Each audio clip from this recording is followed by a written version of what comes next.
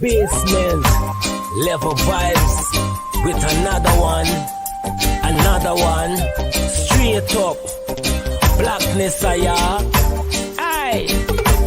Who tell the truth? Mark Benskop, defend the ghetto youth. Mark Benskop, radio station is the fruit. Mark Benskop, straight up from the root. Mark Benskop, who tell the truth? Mark Benskop, defend the ghetto youth. Mark Benskop, radio station is the fruit. Mark Benskop, straight up from the root. Mark Benskop, I do it for the love, him not do it for no money. Straight up, him attack, educating everybody. Big up my friends and big up my family. Turn on the radio, catch the vibes, it's integrity. Straight up, Benskop stands for unity. One people, one nation, one destiny. Free up the truth in the air, even the blind can see. The deaf can hear, the dumb can talk, the cripple can walk. Boom. Who tell the truth? Mark Benskop, defend the ghetto youth. Mark Benskop, radio station is the fruit. Mark Benskop, straight up from the root. Mark Benskop, who tell the truth? Mark Benskop, defend the ghetto youth. Mark Benskop, radio station is the fruit. Mark Benskop, straight up from the root. Mark Benskop, we have to gather wrong, grab a seat and sit down, pay attention. Education, liberation, we have to stand strong.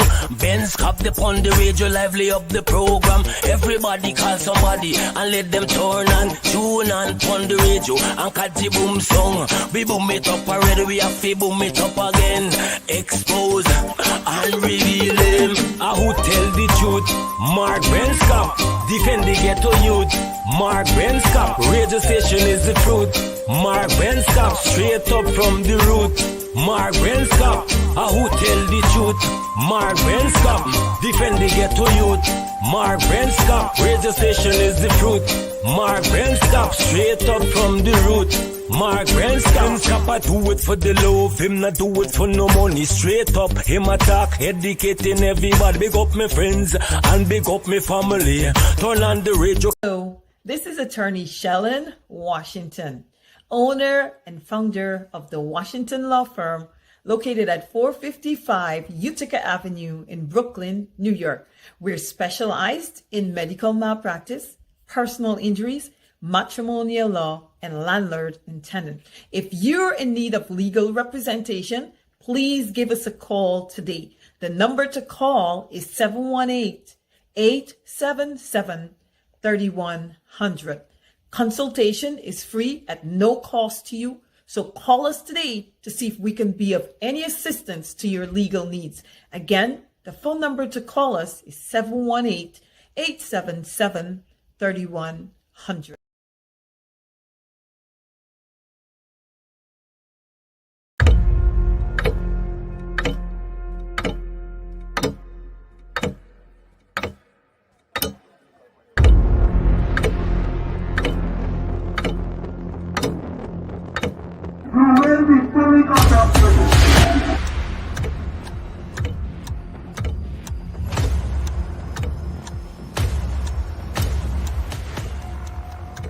Mr. Watts, he is armed himself. Shots, watch it, tear gas, live rounds. Also, I can see that.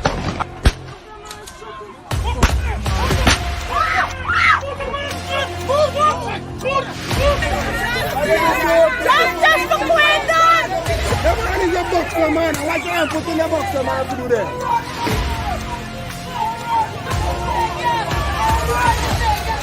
But since my cousin there, no, you come on the East Coast. You listen to me. Right? No, you come on the East Coast. You listen to me. You gotta listen to me too, man. I am listening to you. Right?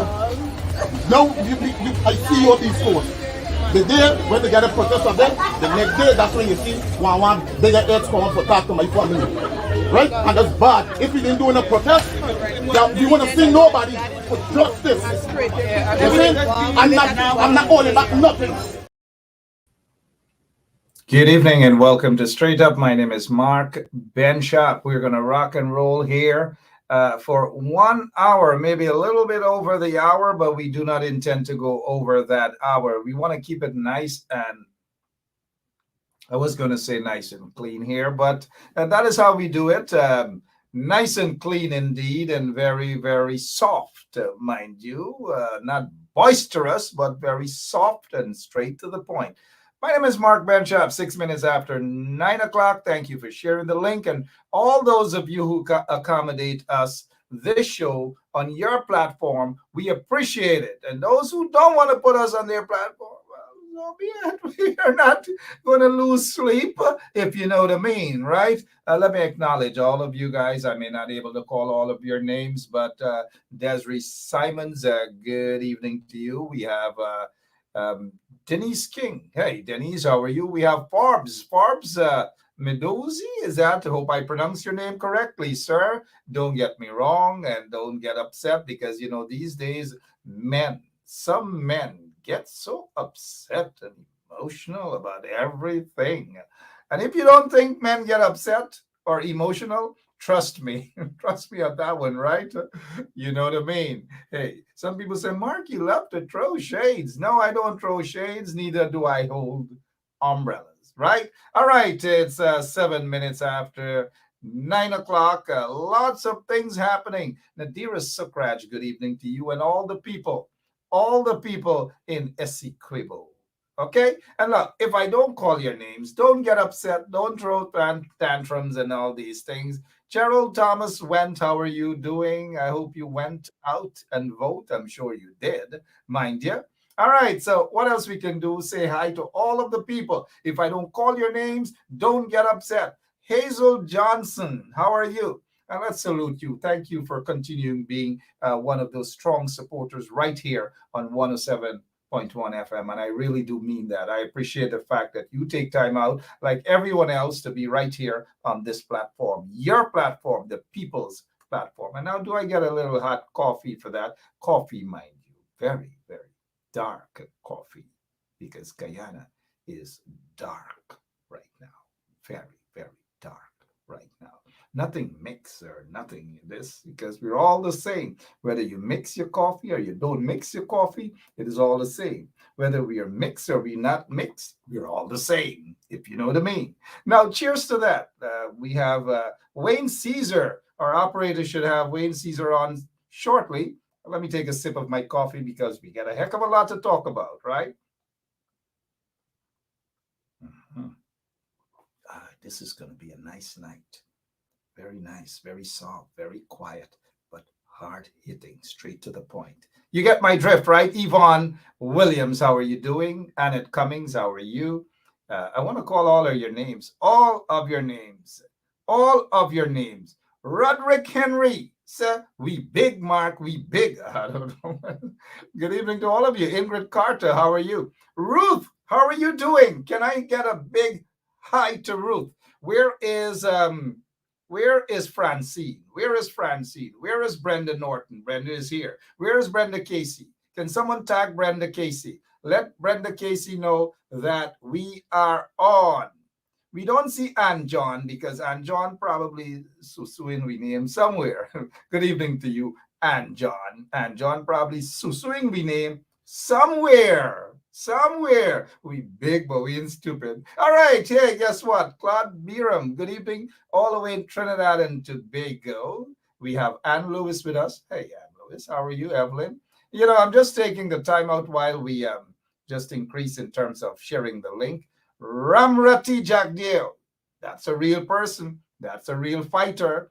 That's somebody on the ground fighting, going out there and fighting, just like Rhonda Lane and all those folks who are on the ground and are fighting on the ground. We gotta salute those people. Seriously, we gotta salute those people. Now, how many of you guys know about jail? How many of you guys know about jail? Not too many of you guys, right? You can't talk about that, right? I am almost certain that Wayne Caesar possibly can't talk about that too, because he knows nothing about jail. Good evening to you, Mr. Caesar. Pleasant good evening to you, Mark. Good evening to the listeners, viewers, and to all the fathers out there. I hope you guys had a good day yesterday and you were well pampered and, had a real good time. I sure did. I mean, when you have loving kids, all of my kids are loving. You treat them in a respectful manner. You get that in return. We just love them. Well, my mom just messaged me to say all of her friends are watching now. What's going on? All of them are watching. Good. That's how you live. Really nice and sweet with folks. And so my son called me, and my older son, hey, Dad, old man, what's going on? Imagine if Richard, hey, old man, what's going on? How are you, Dad? Happy Father's Day. Oh, my God. Love Dad. Somebody might be barging into my office just now, too. Look, we got to love our kids. We got to respect our kids, too. Not just love them. We've got to respect them. And for all of you out there, I salute you, all of you fathers and those mothers who have been playing the role of father as well, with those who just didn't give a damn or just don't give a damn. Kudos to all, every single one of you. Sister Hadesh, good evening to you. Those who I'm not calling Vanetta and all those folks, I can't call all of your names, but here is what I want to do before we begin with our program. We will be joined later on by two other guests, and it's going to be nice and quiet and straight to the point in a respectful manner. Theodore Adams, how are you doing, sir? For some, Michelle John, how are you? How are you? How are you? We got to call Ann John name. Ann John is probably in a corner singing about Ben Sharp somewhere. You know what I mean, Ann John? We big, but we ain't stupid. Or we big, but we get sense, right? Good evening to all of you. Now let's begin. Oh, GT Root Jarl is here. All right. All right. You look like a pilot like that, right? You look like a pilot. But look, this is a serious program, and let's just beat the drums on this program. We beat drums on this program. And when you beat drums, can I get an amen on that? Oh, gosh. Let's, Mr. Caesar, I know I want to bring you in for a quick second, but let's start off right away by saying thank you for taking time out of your busy schedule to be here with us. As always, you're here in a very respectful manner. You get your points across, and people do see and appreciate that. But having said that, let me go to this breaking news. It's no longer a breaking news, but this came out of the Village Voice. We're seeing there that Nigel Dharmalall claimed that he went into the police station with his lawyer, Nigel Hughes. So Nigel took Nigel into Brickdam Police Station, and Nigel Dharmalall was told of allegations of rape against him, and Nigel Dharmalall was arrested. And this is according to breaking news coming out of the Village Voice. And you guys got to go to Village Voice. You got to utilize these entities, these news online newspaper that are actually for you. Wayne, I'll get to you just now, my friend, and co-host for tonight. I'll get to you. I don't want people to feel that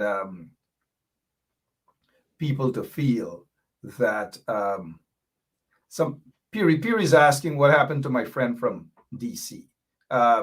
We will have my friend from DC back on. Just be a little patient, please, with my friend from DC. Be a little patient. Thank you so much. Piri. I kind of like Piri, even though I don't know who Piri. I want to have a strong feeling that you know who Piri is, Mr. Caesar. I have no idea, but I think the person is a friend of mine on Facebook. So pretty cool individual. Denny's October joined us as well. But let's get down to this here. He has been arrested. I want to say some things about that arrest shortly, but I want to show folks that I don't laugh at people when they're arrested or when they're about to go to jail. But I have one advice. Here is it. Let's go down, man, for about 45 seconds. Dharmalall, if he has a phone, whether he's in the lockups, whether he's on the bench or wherever, or whatever he's doing right now at Brickdam Police Station, listen to this. What's his name again? Nigel. Let me get it right, Nigel here. Mind you, so many Nigel. They get Nigel Hughes, they get Nigel London. But the culprit is Nigel Dharmalall. Listen to this, Nigel Dharmalall. say if you ever been to jail before, you have to keep an eye open even if you a snore. One mount a cardboard, someone a beat it on the floor. Tired for mark, next I hear the steel doors are open. Just the one of them if you ever been behind the bars. Although some innocent them have to live with the scars. Okay, so that's preparing him to go to jail. You got to prepare him to go to jail because he can't go to jail just like that, right? Let's welcome Attorney Shellen Washington as well. But let us get quickly to this here. Good evening to you, Miss Washington. How are you? Good evening, Mark, and good evening, Caesar. I'm well. Thanks for asking, and good evening to all your listeners tonight. Thank Good you so evening to much, you, Miss Miss Washington. Washington. Let's get down. Let's get down here to this arrest, detention, and arrest right now. Your take first, Mr. Caesar. Well, Mark, look, when this story broke on Thursday, you know, I, you know, I thought that it was a strong, strong, strong case here, although it's alleged. The layout of it and everything, like I said before, I was moving in favor of this young woman, and to see where this is going now, it's telling me that something did occur here, and it's only time is going to tell, where we go from here with this case. But it is good to know. And listen, Mark, this is shameful. This is disgraceful. I must say this because this is a minister of the government, and this should not be happening. Thank you. Well said, Mr. Caesar. Let's take the time out also to welcome the General Secretary and former Minister of State, Don Hastings Williams. Miss Williams, good evening to you again here on Straight Up. Good evening to you, Mark, and the others who are on stream on live with you, and good evening to your viewers and listeners. Thank you so much. Miss Washington, let's get straight to you, please, concerning the Village Voice report. We also heard it a news source, but Village Voice also top news agent out there online that carried the story. It says, breaking news, Minister of Local Government arrested as investigations begins into allegation of rape. You're the lawyer here. You take over, please, ma'am. The first problem I have here, Mark, is that they're saying it begins. I was hoping that investigations were already carried out because these allegations has been circling around for quite some time now.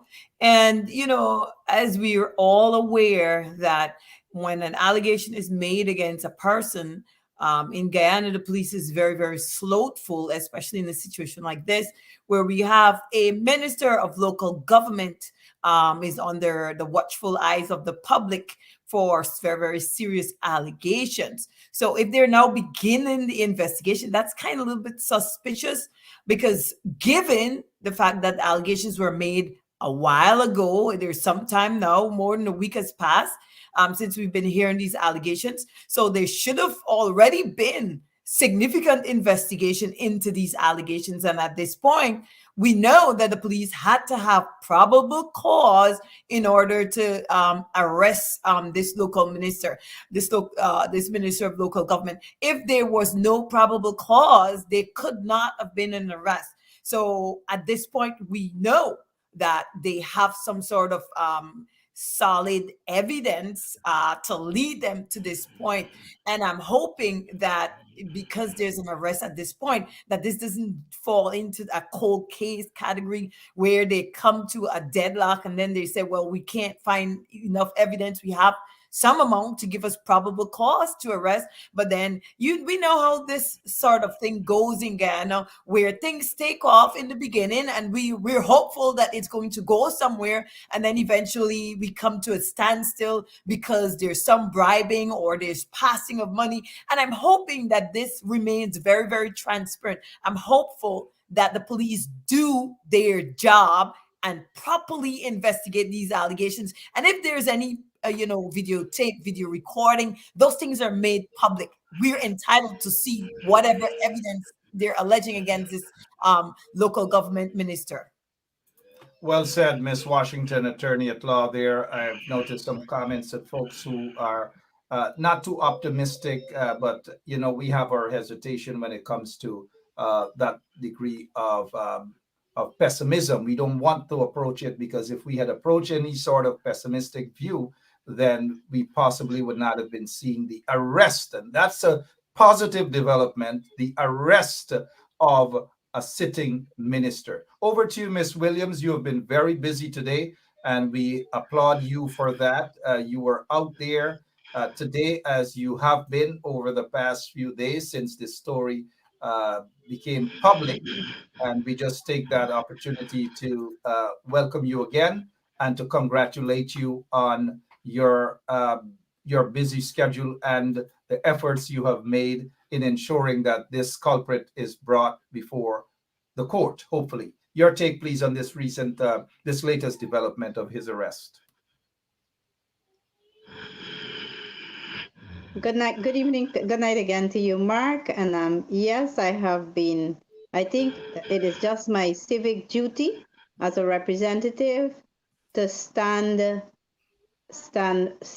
in solidarity with all those who condemn this gruesome act that was meted out to our young Indigenous girl. And any right sense Guyanese, a parent, a caring parent, a caring, loving, and a parent that protects his child will stand up against what is happening, what has happened in our country. And so about the latest development, I am hopeful, like the attorney said, that good will come out of this. Many persons, we do not have confidence in our police force, especially during this time because of what we have seen happening, of how they handle cases. But this case, we are very hopeful, and I am imploring on the Guyana Police Force to do impartial investigations. But my choice, my preference would be to have independent investigations done into this matter. That I would still stand by.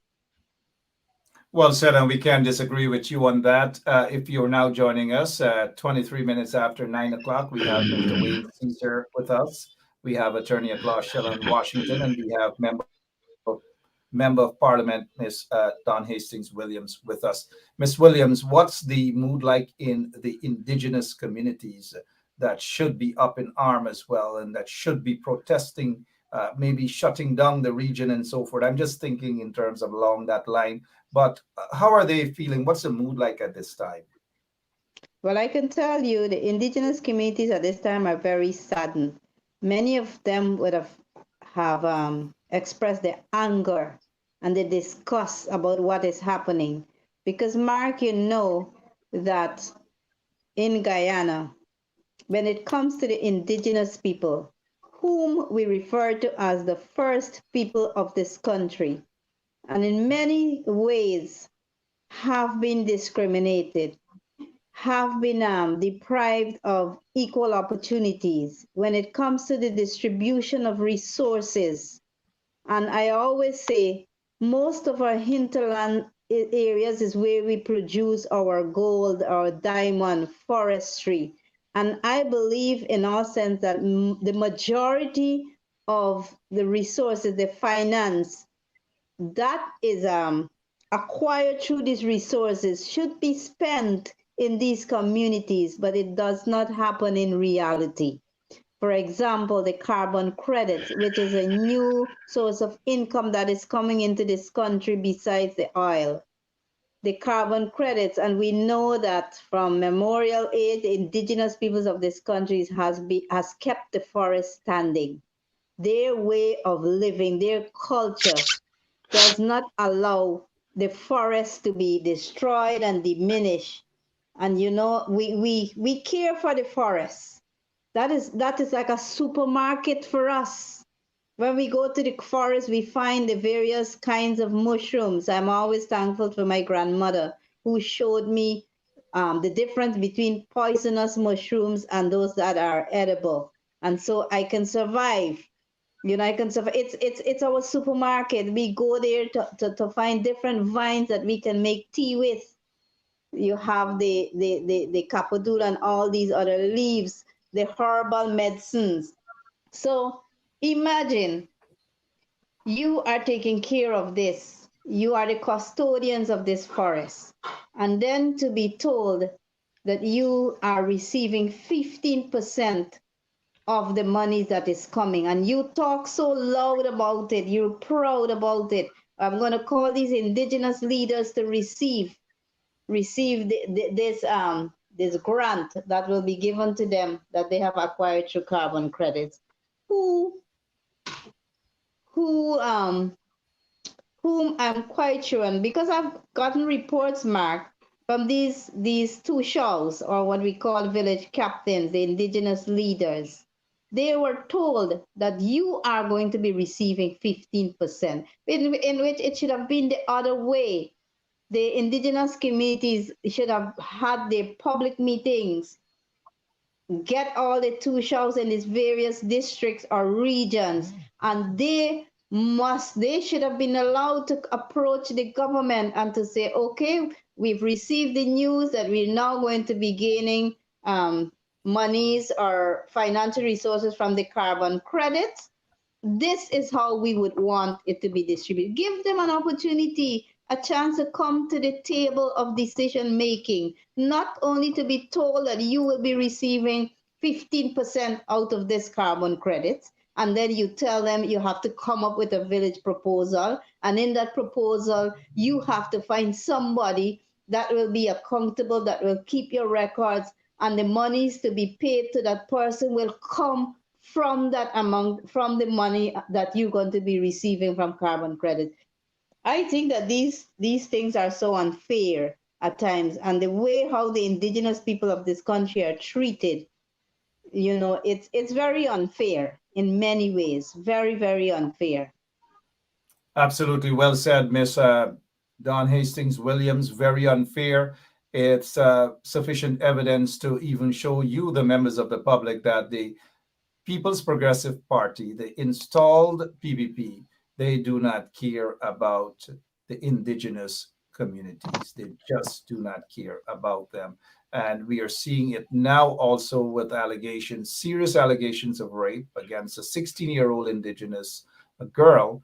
And we are hoping that also the indigenous communities, they can come out and they can protest and register their disgust at this, not just the minister in question, Dharmalall, but the entire PPP. It is not Dharmalall who is on trial right now. It is the entire PPP, because they have set out to cover up this incident. From we are seeing what the Ministry of Education attempted to do, and we see this evidence here. We will have the lawyer comment on this, but here it is that we see here. Priya Manikchan on her page one day ago said, I am told that I believe that the CEO, which is the Chief Education Officer, made contact with the school named in statement, and through said school made contact with the student. Now, Priya Manikchan is admitting that they have made contact with the student. Full support was offered to her, and she chose a date on which she would avail herself of the support that was and continues to be offered. She gave reasons for the date she chose. That date has not yet arrived. No concern about taking this matter to the police. No concern of inviting a welfare officer. No concern at all. Any serious concern of getting to the matter of this. The police should have been called in with immediate effect.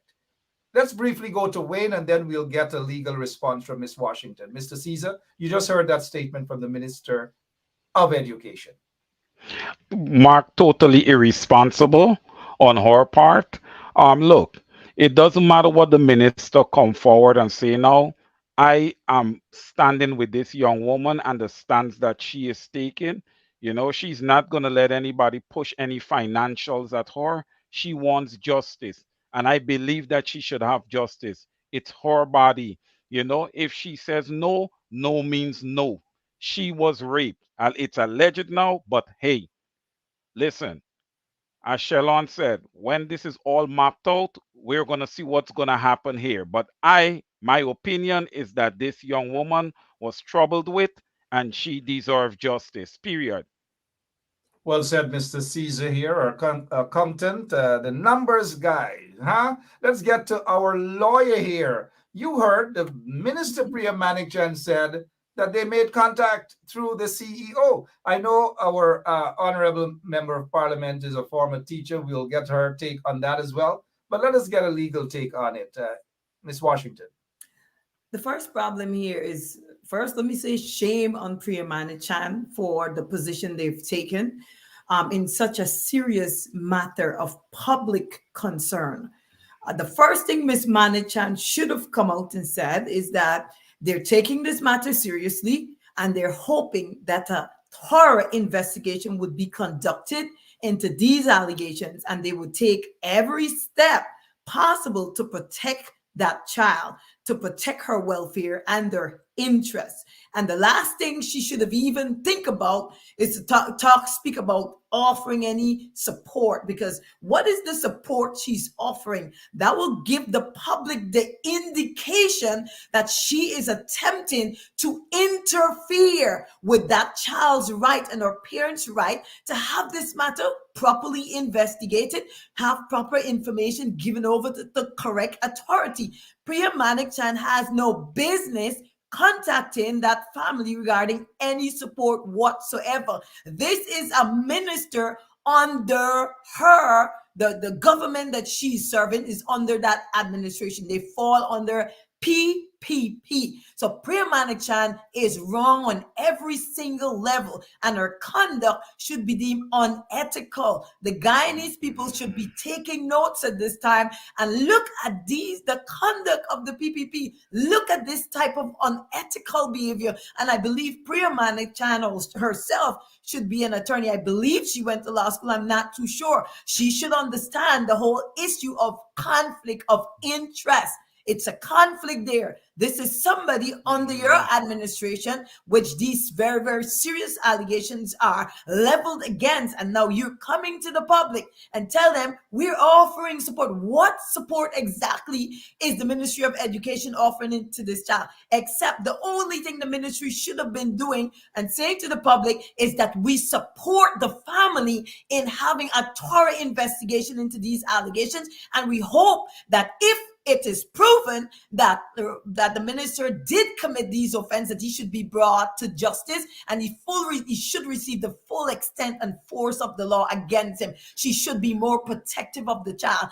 I don't know what type of support she believes she's offering here. This is a clear conflict. No monetary value should be given at this point, because in any event, that child's parent could have a lawsuit against the Ministry of Education if it could be established that she was raped on the school's time. I don't know when she was raped, if she was in the uniform. I don't know if it's during the hours that she should have been in school and the school should have been protecting her. I don't have the answers to those things, but I think Priya Manikchand is wrong on every single level. Her conduct is unethical, and the public need to say something about what is going on with the Ministry of Education. She doesn't understand her role, doesn't know her job, and we've been seeing this from time to time with the PPP. And the public, you guys need to stand up and say things. Get up, not 1 hour protest, but you need to engage in 3-4 hours, if possible the entire day, until you see that there's transparency in the PPP, or get them out. If they cannot be transparent, if they cannot stop the corrupt practices and the deceptive practice and the unethical practice, you guys need to stand up and get them out of the way. Thank you so much, Ms. Washington there, making her point very clear. Priya Manikchand got involved. She claimed it, and that was on her page, that she knew about the matter. She sent the chief education officer, Saddam Hussein, to deal with the matter. The young lady said she's not ready yet. That was the end, according to Priya Manikchand. They didn't notify the police. They didn't do anything else. Had they done that, she would have been making mention of that. She never did. Miss Dawn Hastings Williams, Member of Parliament, you're a former teacher. what is your take on what Priya Manikchan wrote that she did there on her page? Your take, please. Your microphone, please. Sorry. Sorry about that, Mark. That's okay. I was Yeah. saying that I am in total agreement of what the attorney at law, Ms. Washington, just said on the matter. And being a former teacher, I know that there were some rules. We had something called discipline action. It was a document that was circulated to all head teachers of the school, and that had ways on how we go about treating matters of such. And the first thing, as a teacher, if this was brought to your attention, or a village leader or a church leader or anybody, was to report the matter to the police.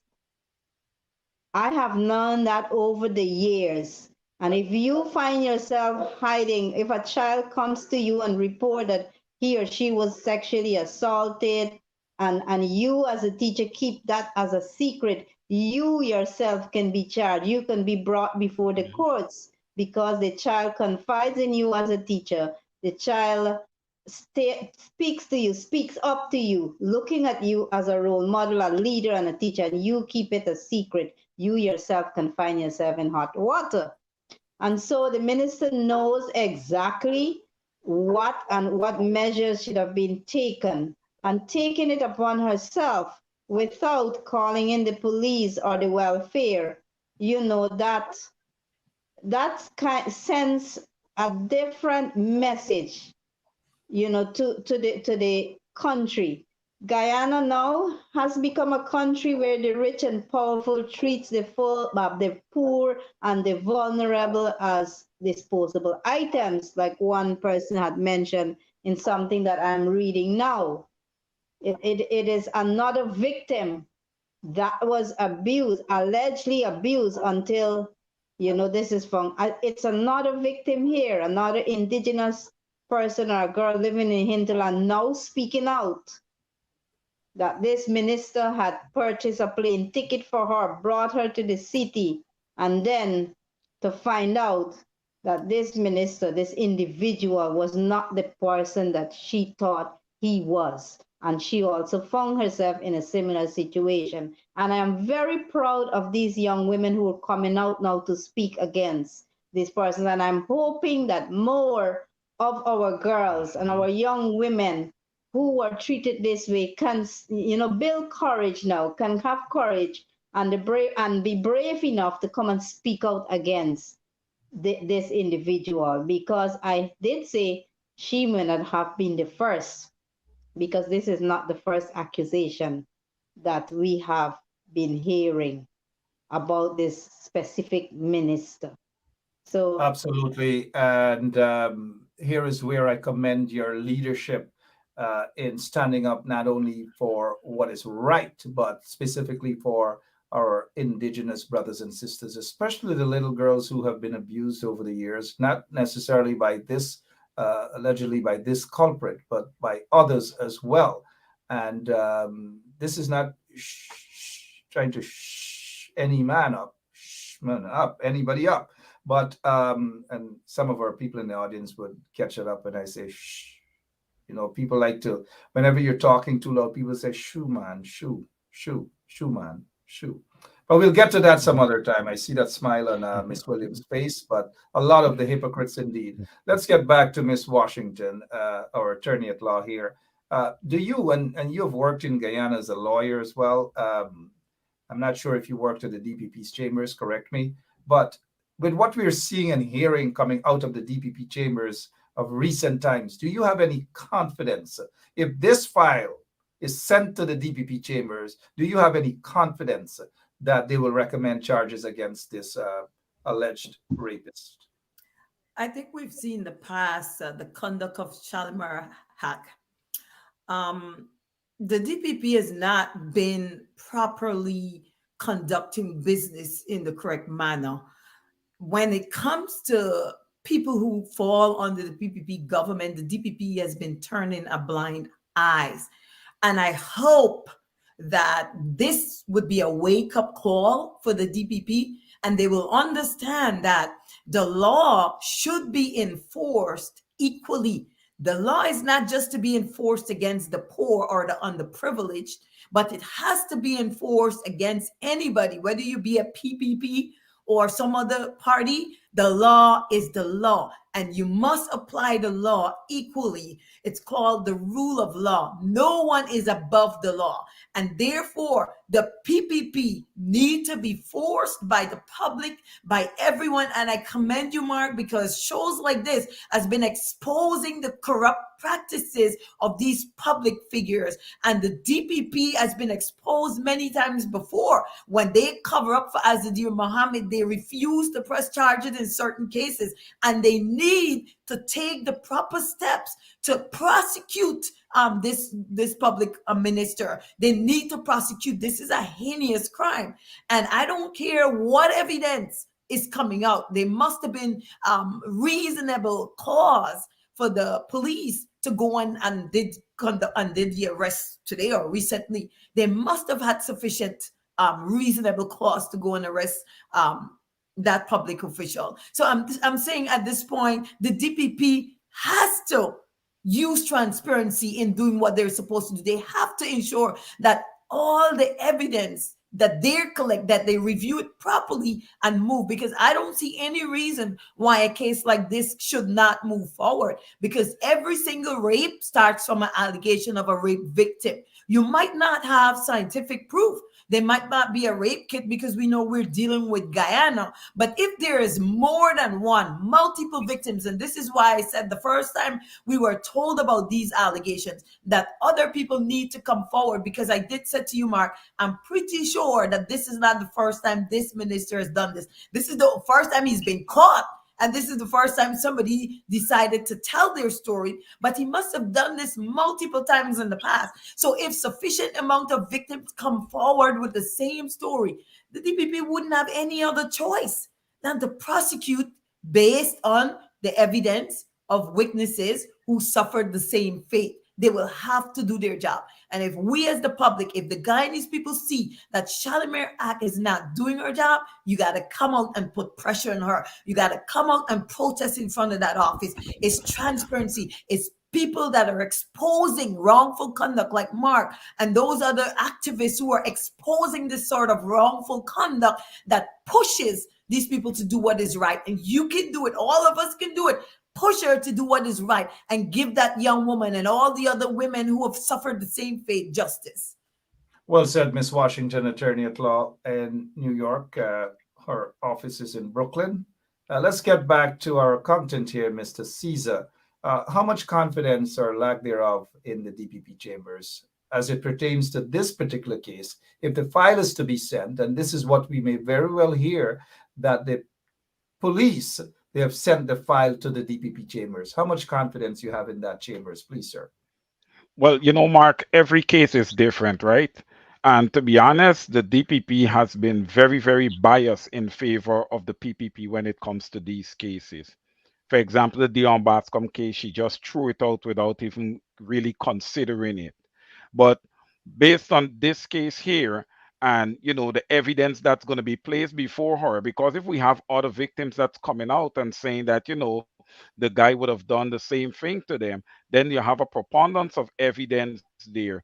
So I think she would have to go in favor of this young lady with this case, because look, this is not the first time that this guy has been accused of this. It's not a person that you're seeing for the first time. This has happened before.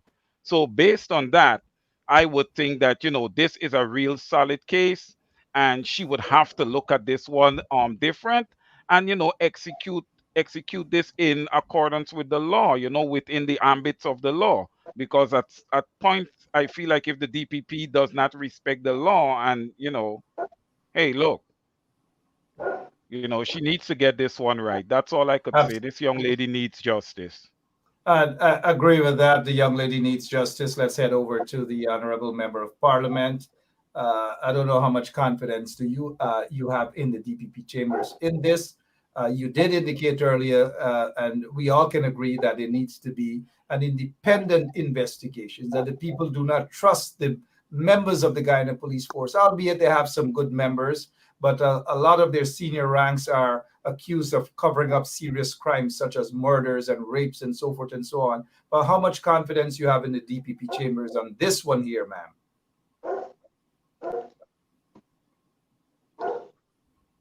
Mark, as the others have said, my observation and from what I have seen of the cases, even though this one is a serious one like all others, but this one here that we are talking about tonight involves a young girl, a child, a potential child who could have, been allowed to grow and to glow and to mature in a normal way, to live a normal life and to achieve her goals in her life, has been raped, allegedly.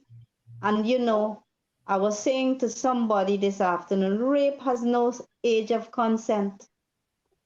Even a married woman and her husband tries to have that sexual without love against her or her consent is seen as a rape. So rape has no age of consent. And so I would hope that the DPP as a woman, I would hope the DPP as a mother, as a human that has love and care and feelings for a daughter of this nation, would come transparent and would rule or would allow justice to be done in this case, so that our sister, who has, up to now, I can say up to now, still standing out and holding out to the statement that she put out there. We have heard her saying that she did not accept and that she's disappointed in what her parents have done. And I'm only hoping and praying that we can reach out to her. We can say to her, we are in support of you. We are in solidarity with you. And I'm hoping that the DPP too, she too can say, I have to ensure that this young woman gets justice. That is my hope, even though I have doubts because of the way she had dealt with matters before. But I am just hoping and I am praying that she will take on the responsibility of a mother for this nation, and that she would use the position that she has to ensure that justice is meted to this young woman. Well said, Miss Hastings Williams.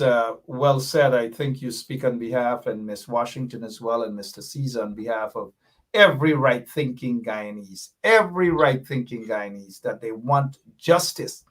Justice for this little girl is not going to be seen as justice for her, but it is justice for other little girls who are afraid to come forward, who were threatened, and so forth. And you are correct, Miss Williams, that rape is rape.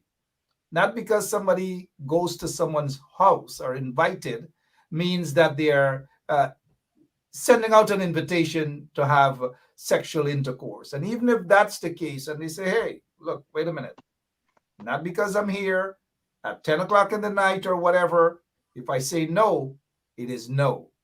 Miss Washington, let's get back to a point that Miss Williams just brought up in terms of compensation. We have been hearing of some figure, whatever the amount is, it's irrelevant, whether it's 10 million, 8 million, whether it's $1 of compensation in order to cover up this matter here. We want to hear from you as a lawyer, your take on that. And while we get your take on that, we have Commissioner Nicole Cole, who I believe is still a Commissioner of the Rights of the Child. Am I correct, Ms. Cole? Yes, you are. Are you hearing me? Loud and clear. Good evening. How are you? Yes, I still sit on the Rights of the Child Commission, as well as the Women and Gender Equality Commission. And I would like to say that the DPP sits on the Women and Gender Equality Commission, where I sit. So she's my colleague. Absolutely. Before we get back to that, let's get to Miss Washington as we say good night and welcome to the program, Ms. Cole. Let's get back to Miss Washington concerning the allegations of bribery and a police commander allegedly involved in that, and he is still sitting there as a police commander. Your take, Miss Washington. You see, that's the thing about corrupt society and the steps we need to take as a nation to weed out corruption. Any sort of criminal investigation, it should be transparent, or there should be the appearance of transparency.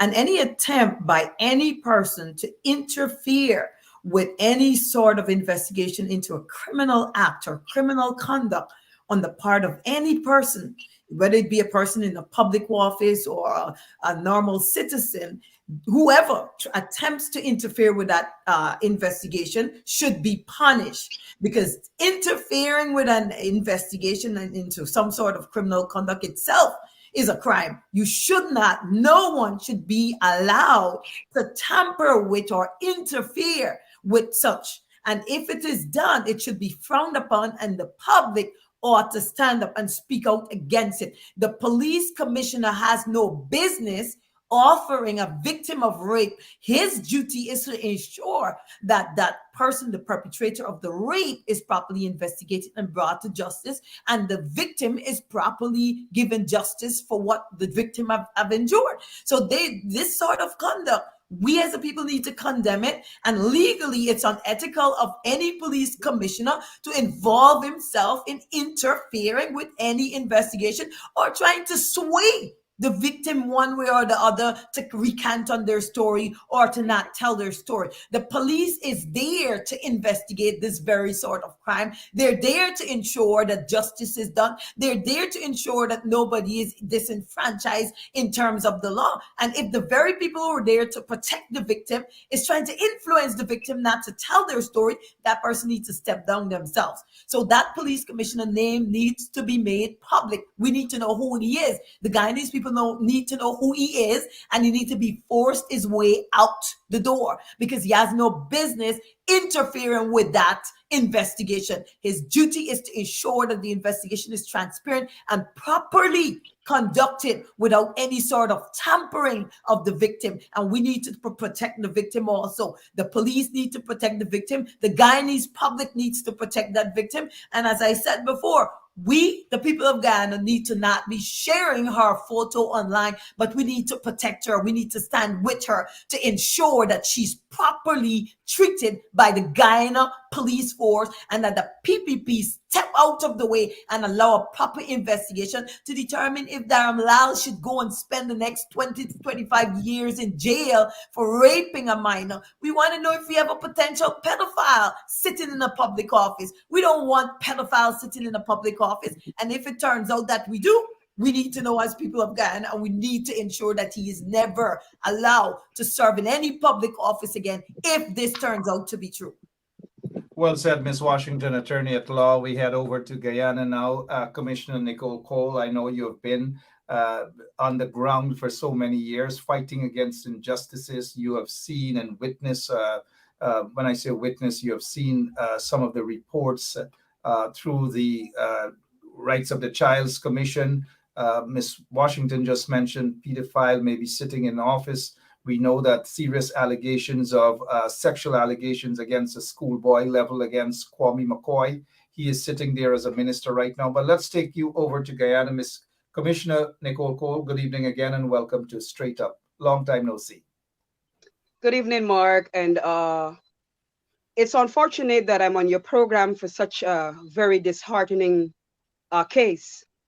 And I want to let everyone know that on the 15th of June, 2023, at around 6:49 p.m., I walked into the Anna Regina station. I was going there to see ASP Lal, who is supposed to be the IO on crime. And I was investigating a case that was out of the charity back then. This case involved a 12-year-old. She was then 12 when she was brutally raped by two men until she was unconscious. And what I went there for, because the case is 1 year old and I'm trying to get answers from the police as to why they haven't posted a wanted bulletin. Do you know what I walked into? I actually walked into the very situation that the child was crying. I felt so uncomfortable. Now I understand why. But the child was looking at me from underneath, because here I am talking to him. I didn't expect to find him, mind you.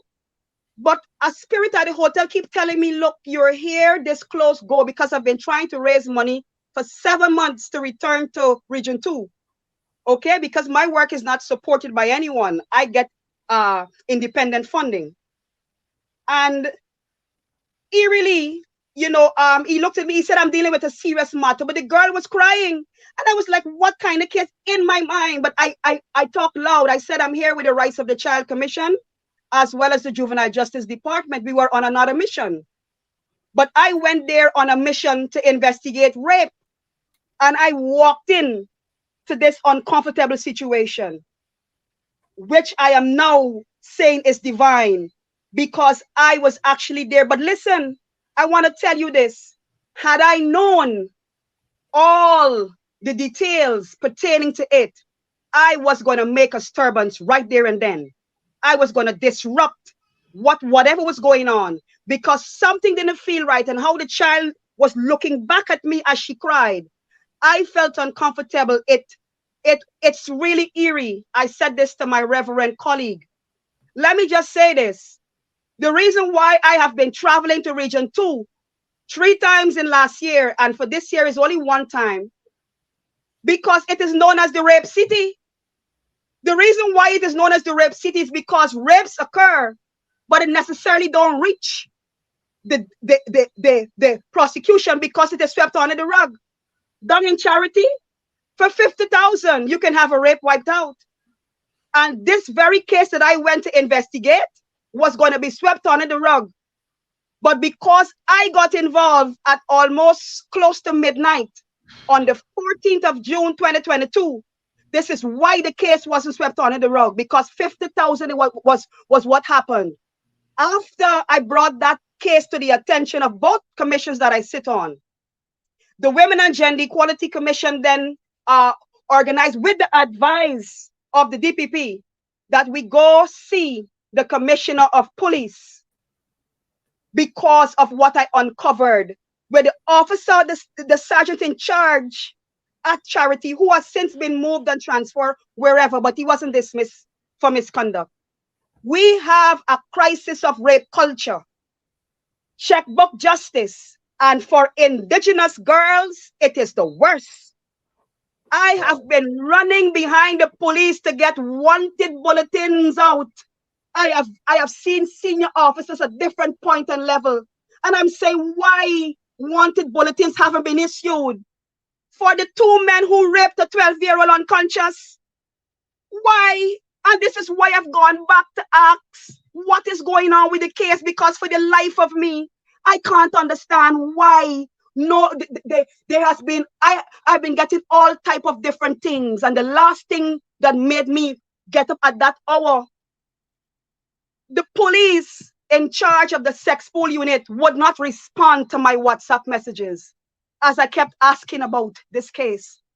And I kept asking God, I said, I need monies to go to Region 2. God, you know it, to check on this case, because I work from the heart. You don't pay me for my work. I really work at the dead of night. I get up. Once it's rape, I'm going to run into the fire. That's how serious I am with it. You can't bribe me as a social worker. I just want you to know. No, you can't bribe me. I got threatened. My life got threatened for standing up to a very powerful man in this country who was grooming a child for marriage. And I was threatened at the Campbellville Health Center when I worked there. And I said to the persons who came at me to make me fearful, I said, if I lose my life because I stood for children, then I lose it for a worthy cause. They are the most vulnerable. We are all here today because somebody protected us. And what is happening in this country is downright disheartening. And I must say to the president, I am absolutely disheartened in you. Your leadership continues to be poor when you should be standing for what is right. Dharmalall should not be made to say that he is going to resign. You, as president, must have asked him to step down. We now have a duty to make sure he no longer sits in the parliament. We don't want people who rape and bugger children in parliament. And I use the word bugger because buggery is still on the law books, Mark. In Guyana, Absolutely. it is still a term. Oh yes, I went to court. I If went you to can court stick for a the pin, buggery of a child. It was yeah. on my jacket when I was summoned.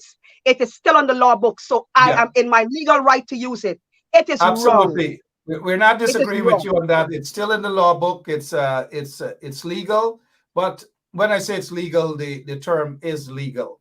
But one can be charged for that in Guyana. Before we move back to our lawyer and accountant and our member of parliament, very briefly, do you recall a few years back we had to protest in front of Brickdam police station when Hicken was the commander? And Hickens' remark about a young lady who was dressed probably with short skirt or some, and he said that that is the type of dress that invites rape, something to that effect. Now he's the commissioner of police acting. Yes, and he was raked over the coals for that comment. It didn't sit well. It didn't sit well with him. He got a lot of fire and flack for actually making such an insensitive statement. Absolutely well said. Before we move back to anything at all you just heard from Miss Cole there concerning Region 2 being the rape capital of Guyana. I don't know. Before we get back to Mr. Caesar, Miss Williams. Good evening. Again, Region 2, our Rights of the Child's Commissioner did say that lots of damning reports coming out of Region 2. Oh, yeah. Miss Williams, your microphone is muted, ma'am. Sorry. Well, the commissioner just confirmed that Region 2 is stated as a rape country, and I don't have any doubts because the latest case that we are talking about was done in Region 2, was done to a child from Region 2, a young intelligent child. And so I have no doubts that other regions too, Region 9, like I was telling you, there is a headlines on Kaiju News where a female worker who works with the government, with the regional administration, was used to lure these girls for this minister and other officials. So I have no doubt now the commissioner has made it clear that Region 2 is known as a rape city. So sad. Mr. Caesar, your take on what you've just heard from Commissioner Nicole Cole? Yeah, Mark, dominant. It's unbelievable. And lawlessness start at the top, and to hear what Miss Cole just had to say, it's unbelievable. And I just want to thank her first thing for the work that she does, because there's no one out there to really represent these victims. Hence the reason sometimes we experience high level of suicides and these type of things, because when people have no one to turn to, that's essentially what happens. And these children need representative, and it's a consistent thing in Guyana where you find, people with money and even sometimes people without money who is just preying on these young children.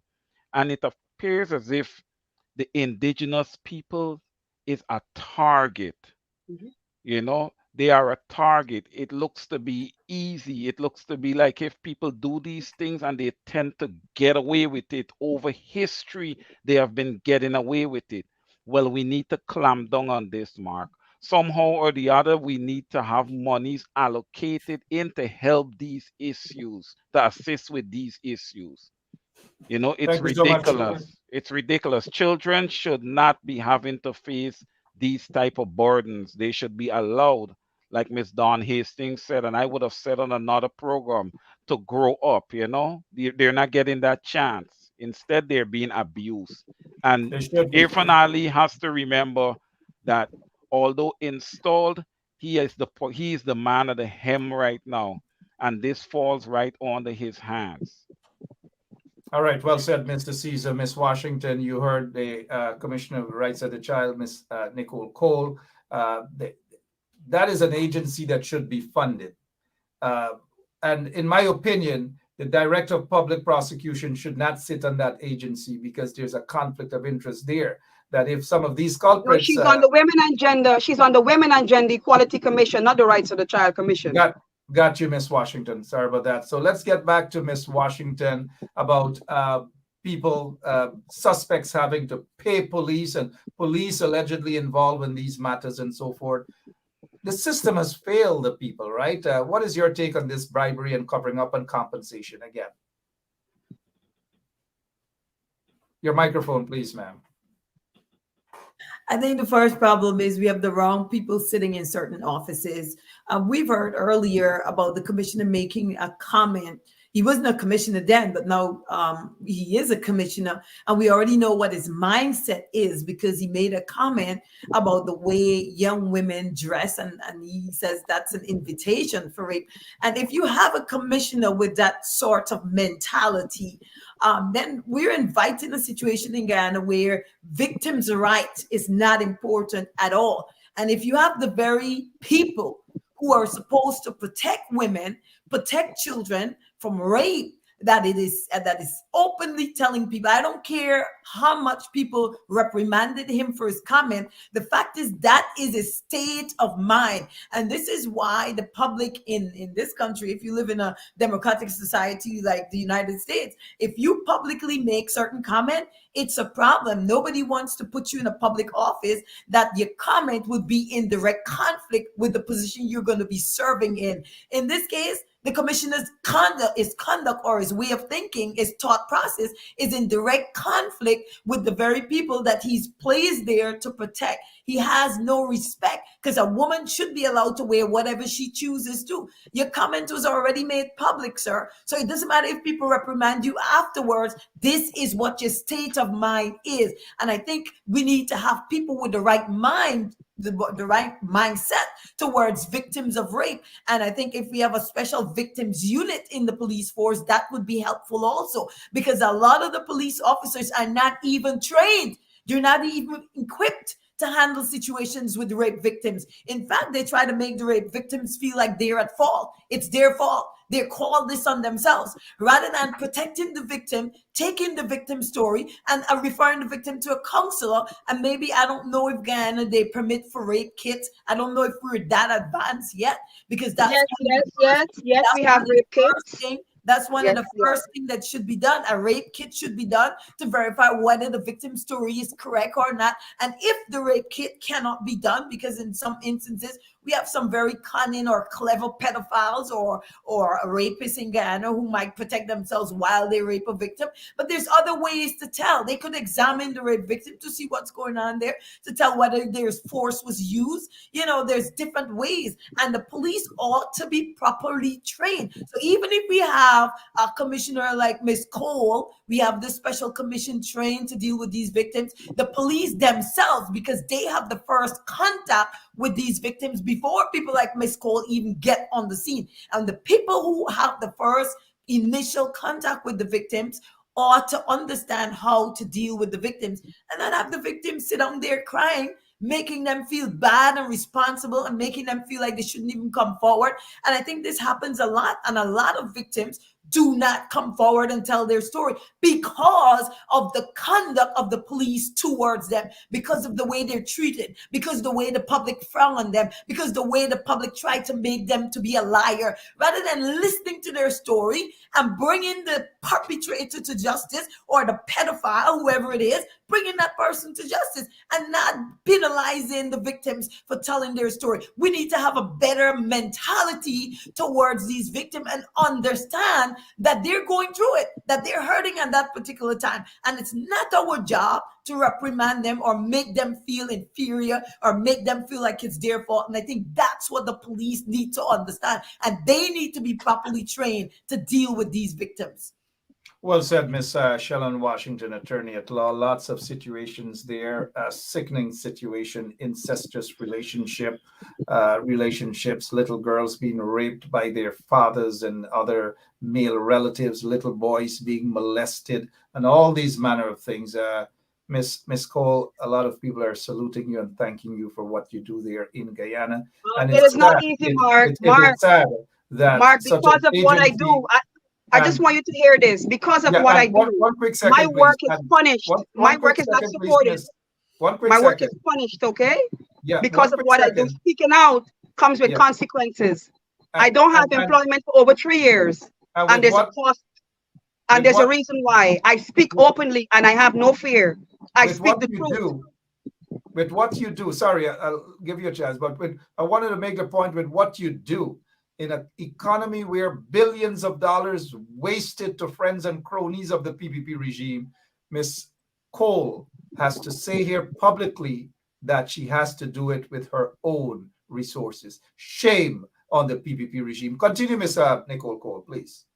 Yes, I have been trying to raise monies to return to Region 2 for 7 months. And because things are so tight, I have put aside a little bit, but luckily there was a trip going into Region 2 with the Rights to the Child Commission. And I was able to say that I'm interested. And how it all happened, I believe it was divine. I was able to get back to Region 2 after 7 months. And if I had the monies, I would have gone ever since. And this is because of the rape of that child who has been hurt. This child was raped till her eyes were bloodshot. She was unconscious by 2 men. The very NGO that was involved in the forensic interview with this other rape victim was involved there too. And for the life of me, the perpetrators are still at large. So this is why I'm traveling back, wanting to know what is happening, because nothing, and I'm asking the police in the sex pool unit. I just want to inform Attorney Washington.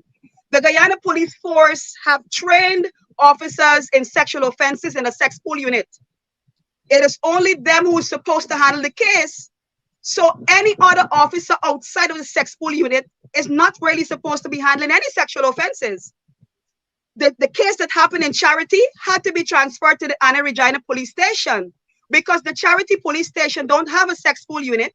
And even though there's a brand new station at Charity, it is not open and commissioned because it don't have furniture. Charity have a brand new police station sitting down. You just see the conditions under which the police work there in that old station. It is tattered, it is stink, but there's a new building and there's a fight over furniture. And that's why the Charity new building isn't occupied. So the Anna Regina sex pool unit where Sergeant Boston works, it's hard. I was going there because I am fed up with hearing that the family is not cooperating for a wanted bulletin, for them to get pictures to issue wanted bulletin. Come on, what is that? So I have approached senior officers and said, what am I really hearing? That you can't get the family not cooperating. So what's the next level for the police? Are we going to let all the rapes of children fall through because the family is not cooperating? It was so weak as a response, and I got agitated. And I would say to her, I said, ma'am, I want you to know that Guyana is signatory to the UN Convention on the Rights of the Child. And Article 19 is clear that the state have a responsibility to protect children. And apart from that, I was able to quote the Child Protection Act of 2009, as well as the Sexual Offences Act. When I pulled up the police in Charity who was trying to get me to stay quiet, this man called me up. I said, I cannot stay quiet and allow you to sweep this under the rug. He made all kinds of excuses. I said, no, sir, this is going to the commission. And do you know what really got him? I said, the DPP sits on the Women and Gender Equality Commission, and I'm going to let her know. And it is the DPP who recommend that we go see the Commissioner of Police, which the Women and Gender Equality Commission went to see him in 2022, pertaining to what is happening in Region 2. We have a crisis in this country. You cannot have rape being swept under the rug for $50,000. Oh God, man, these are children. They are beautiful souls and they're destroying our nation. And I try, I'm fighting, but I don't have all the resources. I beg for money to help my social work and I ask God to bless me. But we've got to do better as a nation to protect our children. It is too much. The rapes that is occurring in the Pomeroon, the rapes that is occurring in all those different Amerindian villages, and it's being swept under the rug for money. They're being paid off, checkbook justice. It's wrong. It's very wrong. And I'm sorry that I can't do more, but I need the resources. I can't function without resources. I can only be an effective social worker if I get my resources. And you see this jersey I wear? I'm vice chair with a Spotlight Initiative. The EU and the UN is spending millions of dollars in this country to end violence against women and girls. And I'm calling upon all those diplomats, the UN coordinator, Mr. Ship, all the things they're putting out and doing with Spotlight. It is making no difference for our rape children. Absolutely none. None. Miss Williams, let's head over to Miss Williams now. I know Miss Williams has had a very busy day from one program to the next. You were out there protesting. I mean, you all have had a busy day doing your thing, and I appreciate the extra time spent. But this is the police commander. This is the police commander that allegedly made the report and allegedly, sorry, when I say allegedly, took the report in terms of saying that this matter was settled and all allegedly. This is the police commander. If in fact he was involved in something illegal, then he should be removed from office. A letter should be sent, and this is where we hope that the shadow minister of legal home affairs would send a letter, Ms. Chandan would send a letter on behalf of the opposition to the Police Service Commission, asking that this matter be investigated with immediate effect. Pending the investigation, this commander should be removed from his post. Ms. Williams, your take on what you've just heard from the Commissioner Cole here. I share the same sentiments, Mark, and I believe and that this police officer should have been dealt with immediately, with immediate effect. He has done wrong. He should be ashamed of himself. He should be ashamed of himself. And forcing a young girl to say that the statement she made was untrue is out of order, totally out of order. And, you know, it's sickening. He's only making the Guyana Police Force another mocking force in this country. He is confirming that the police force, the people do not have confidence. I'm not saying all of the policemen are bad. We have good policemen and women in the force who I'm quite sure are in the best in working towards the best interests of the children and the citizens of this country. But to have an assistant superintendent, if I'm not wrong, to be, you know, taking on the role to have this child sign, or it's like forcing a child to say that this is untrue against her will. He should be sent home. He should not even be transferred, because when you transfer police officers, you transfer the problem to another area in this country. He should be sent home. Yes. Should be sent home indeed. Kemraj Shivbaran. Kemraj Shivbaran should be sent home. We're hearing reports that we know not so long ago in terms of Nigel Dharmalal's U.S. visa was revoked. We are hearing that it is heading back that way again, that the U.S. and the Canadians may possibly revoke his visas, if indeed he has a visa for Canada. We know that there's a high possibility with a visa-free travel to UK that he may not be able to enter the UK. So he seemed to be heading down some very serious, murky waters. In terms of what we have witnessed before, though, back to Ms. Shallon Washington as we get to wrapping up tonight's show. We know we have seen accused who were arrested and they were given the royal runaround while they were at the police station. 72 hours. We're not sure if this culprit has yet been released. This rape accused has yet been released from the police custody.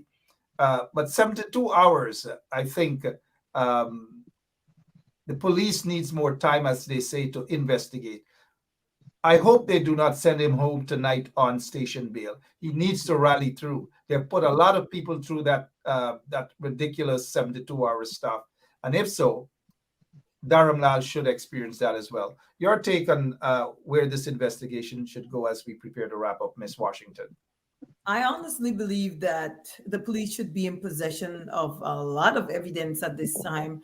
And the 72 hours should not only be to investigate, but to compile the evidence that they already have in their possession regarding this alleged rape, and then to press charges or late charges against Dharmalall. I would be surprised if they hold him for 72 hours and then let him go without laying any charges. That would be surprising, because at this time, at this stage where we're hearing information, we're receiving information that there are other victims who are willing to come forward and they're telling their story also.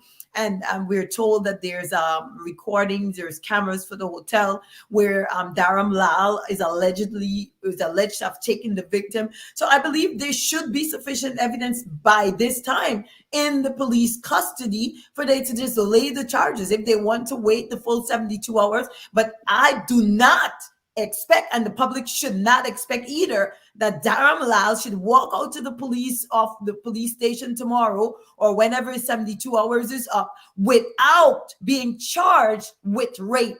By the time Dharmalall leaves there, he should be charged. I do not expect him to leave with no charges. If that happens, the system is a failure. The police commissioner is a failure. The whole system in Guyana, the PPP, well, we already know the PPP are failures, but we will know for sure that it will be beyond reasonable doubt that we're living in a seriously corrupt society, and we need to bring the PPP down. We need to shut them down, because we already know what is happening, and now it's in the public domain. Internationally, everyone is seeing, the world is watching the PPP, and whatever they do from now moving forward, or whatever the police do going forward, we will know whether they're serious about their job or they're still playing games like we see this police did, try to influence the family of that young child to just not pursue the charges. Ridiculous. He needs to go home, like I said, and he needs to be stripped of his rank in the police force. He needs to be stripped, and the public, take your stands, Guyana. Strip him. When people try to do wrong and they try to enforce wrongful conduct and condone it, strip them, strip him of his position, strip him of his rank, send him home. No pension, none of that, because of his wrongful, ridiculous conduct. Do not encourage this type of conduct in our public domain, in our public service. Remember, Guyanese people, you are paying this man to sit in the position he's in. And if you tell him he got to go home, then he has to go home. You guys stand up for justice. Get out in the street. Strip him down. Let Guyana know. Let the PPP know that you're serious and you're not going to conduct wrongful attitude, illegal attitude, fraudulent conduct, sitting in public offices. We're not going to condone it.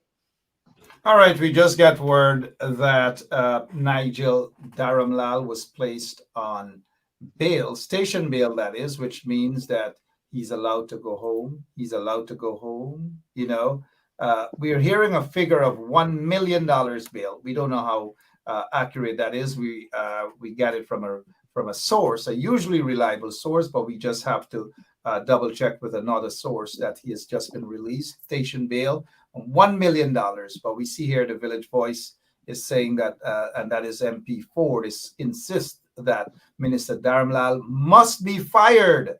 Says Ali is not his own man. That is coming from Member of Parliament, Mr. Ford, that Ali is not his own man. He feels that Dharmalall, who we just told, we were just given this information that he was released on station bail to the tune of $1 million. We are not sure how accurate that is, but we will double check. Mr. Wayne Caesar, before we get back to Miss Commissioner Cole, your take. You just heard that he's out there on bail, $1 million bail, but what Mr. Ford, Roysdale Ford, is saying that he should be fired. Your take, please, sir. Absolutely, Mark. I certainly feel that Mr. Dharmalall should be fired with immediate effect. There is no question here and then, you know, listen, $1 million bill, man, listen, this is all playing out and painting a picture here for us. Okay? This guy is who exactly he is. All right? He is a pedophile. I'm going to say this, and it's alleged, but I'm going to go there and I'm going to say this. This guy, what he No, did there. we still gotta Yes, be careful and say yes, alleged. yes, it's alleged. Yes, yes, Go ahead. yes, alleged. Yeah. Yes, yes. Yeah. But, you know, the truth is going to come out. You know, the truth is going to come out. And I am trusting, again, I am going to trust the justice system in Guyana. I am going to trust it because I have to. I have to trust it. There's not another way here. But he gets to walk out tonight, but he's not out of the fire. You know, he gets to walk out tonight. He's not out of the fire, though. This is going to continue. But Mr. Ali now is being complicit here. You know, he needs to step up. He needs to understand the magnitude of what's happening here. And this guy needs to be dismissed with immediate effect. Mr. London and these people should not have to go and protest in front of his home and protest in other places just to get them to act on this. Well said, Mr. Caesar. I know a lot of folks are they just eager to say that he has done so. But just from a legal standpoint, and this is broadcast via 107.1 FM, and we have an attorney with us. We have a Rights of the Child's Commissioner with us. We know that to use the word alleged. That's the correct terminology because he has not been convicted. He has been placed on $1 million station bail, confirmed by a second source. Before we get back to the attorney, your take on this latest news that he has been placed on $1 million station bail? Mark, whose take are you asking? Well, go ahead, Miss Washington. I asked Miss Cole, but go ahead, Miss Washington. I think, Mark, before you could even be on any bail, they have to be charges. You can't be on bail unless you're charged with something. If you're not charged, then they have to release you without any bail. So in this instance, I would like to know, I'm curious to know, what was he charged with for him to be released on $1 million bail? The flip side of this is if they release him on bail without charging him, that is incorrect. And that's not how the process works. So we need to get more information as to why he's released on $1 million bond.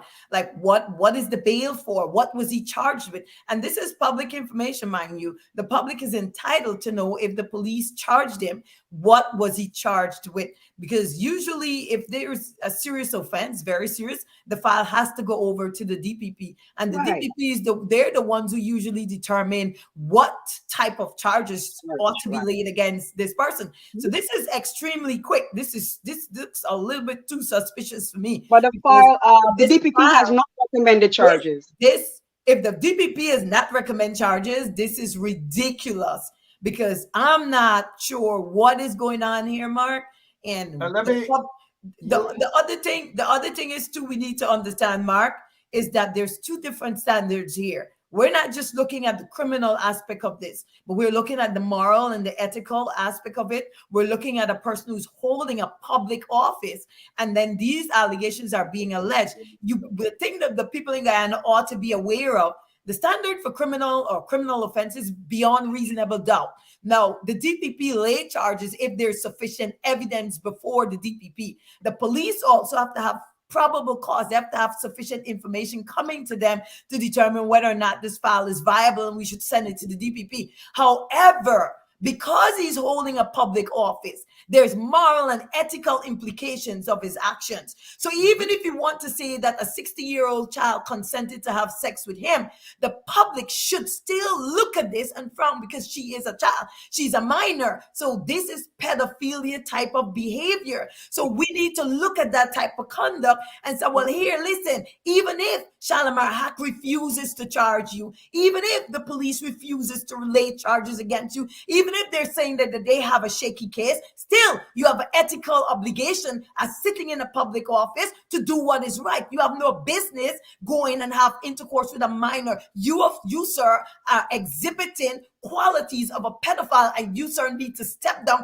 and you should not be allowed. You should be disqualified for the rest of your entire life from holding any public office. So we're not just looking at this just from a mere standpoint of criminal prosecution. Yeah, that is a part of it. But if we have a corrupt DPP, we have corrupt police officials who are refusing to prosecute him, then we step to the moral aspects of this. And the public needs to look at and examine the moral implications of this minister's action and see what the PPP intend to do. Because if they allow him to still serve, knowing that we're looking at a potential pedophile sitting in a public office where he can easily influence young girls of school age and engage in unethical and unlawful conduct with them, then if the DPP encourages or condones that, we know what we're dealing with. We already know that their hands are dirty. We know we're dealing with a bunch of fraudulent people in public offices. So if this should be, if he should be allowed to continue to sit there,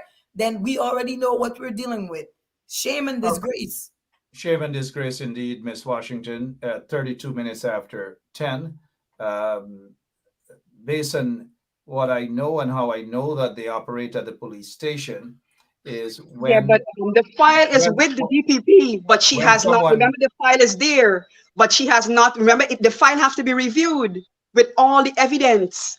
So what is happening here is outside of the DPP, right? The file is there. Yeah, the file is not yet... to her, but this is outside of her. The police just do their own thing too, outside of the DPP.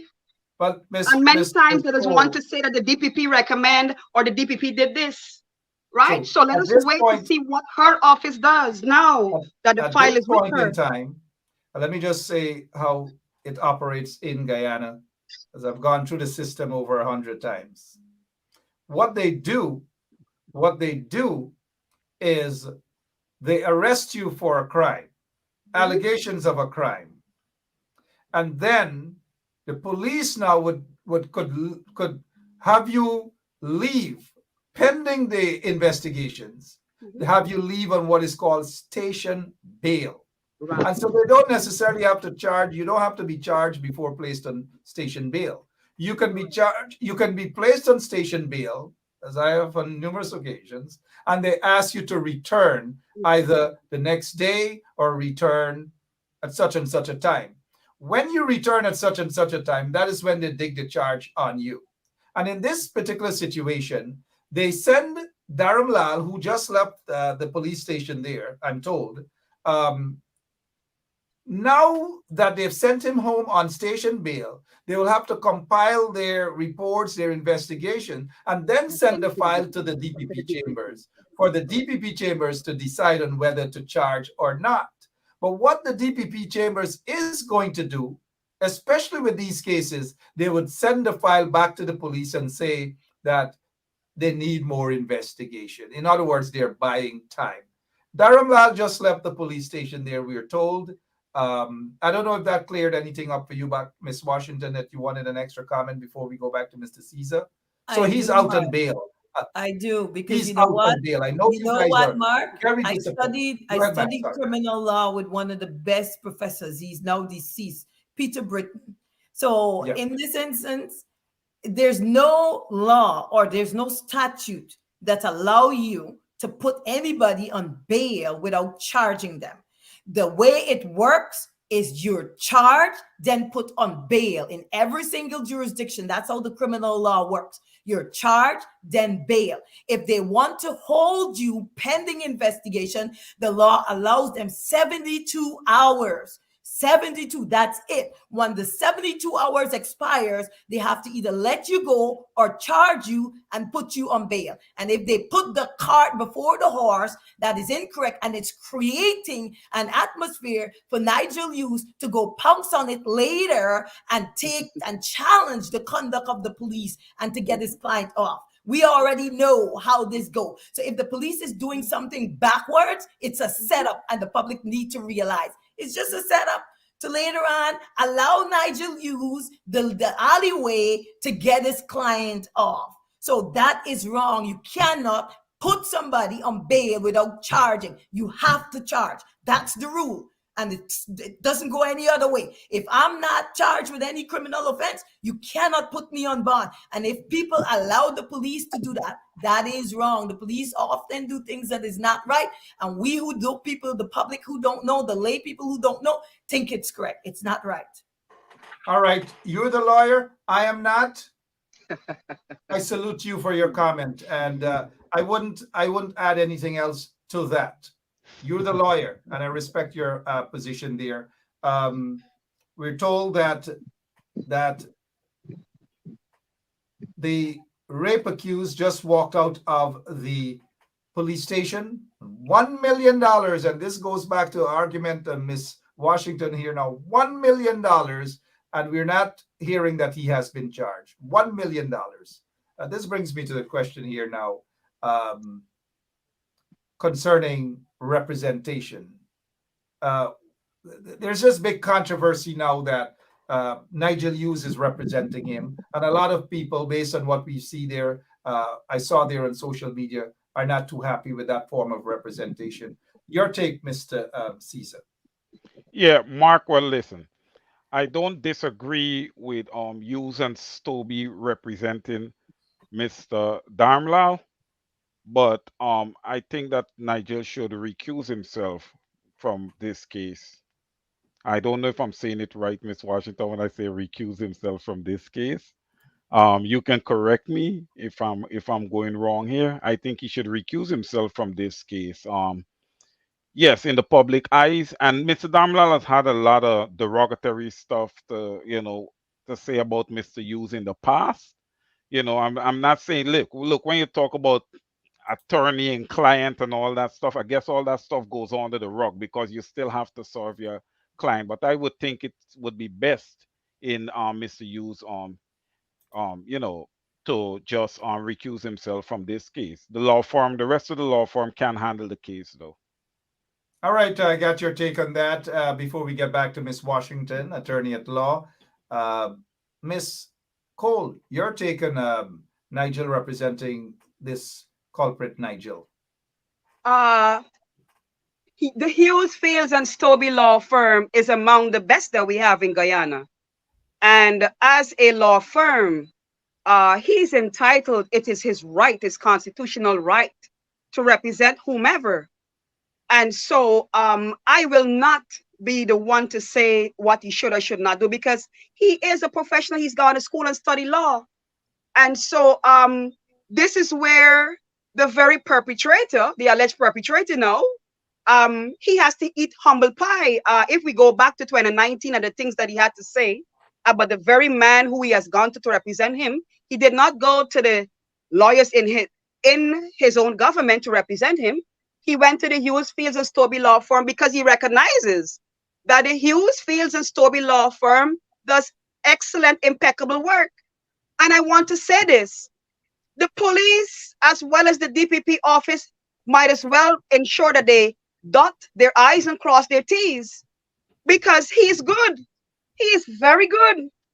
And so if you leave loopholes and you leave things you leave a leeway, like what Council Washington just said, you set him on station bail without a charge. You're leaving a loophole for the council now to come in and win. And he's brilliant. He's going to use that. And so with this case here, I would wish for there to be an independent prosecutor, somebody who is very good to match Nigel's excellence because he is brilliant. And I'm not going to knock him over because his firm has been contracted by Minister Dharmalall. No, he has a right as a citizen, as an attorney at law, to represent anyone who goes to him. And we must commend Council Hughes. He does cases pro bono when there are many lawyers who won't even do it at all. So I'm not going to knock him over. But what I want to say is that the prosecution have got to have their act together for this case to be even close to a conviction, because they're up against one of Guyana's best and brightest in Counsel Nigel Hughes. I really think he should have been senior counsel. I still call him senior counsel, and I have the utmost respect for his brilliance. I thank you. Having said that, the main issue here is this fight is against. This case is not just about Nigel Dharmalall. It is a representation of the PPPC. And a lot of people are not too pleased that Nigel Hughes, this has nothing to do with whether his law firm is the best or it's reputable and so forth. A lot of supporters of the opposition are not too pleased about his representation of this guy. But I agree with you that Nigel is his own man. He runs his law firm. He does whatever is suited for him and his law firm. But a lot of folks are not too pleased with this. And here it is, Nigel is appearing to lecturing members of the public by saying speculation, wild accusations, premature judgments, unsupported conclusions be avoided. People haven't taken too lightly to that. But let's get over to the attorney at law, Miss Washington. Would you have taken this case on? Were you? Absolutely not. Sorry about that. Would you have taken this case on? Were you given the opportunity, Miss Washington? Absolutely not. There are some cases that is not worth your time. It's not worth the money. Even if you were getting $1 billion for it, it's just not worth it. I think some things, your soul is more important. Your ethical values are more important. Money, there's certain things in life that money just can't buy. And while I share some of the sentiments of Commissioner Cole as it regards to the quality of representation he may get from Mr. Hughes, I don't share a lot of the sentiments in terms of him being allowed or he should choose. I think if Mr. Hughes wants to represent Dharmalall in this case, then Mr. Hughes should rightfully not be a part of the political party that he chooses to align himself with. He should have no place in APNU. He should have no place in PNC. The reason why I'm saying this too is because when we see bad conduct on the part of public officials, remember, this man is a public figure. And I'm not looking at the criminal conduct, because the criminal aspect of it, that will be dealt with in a court.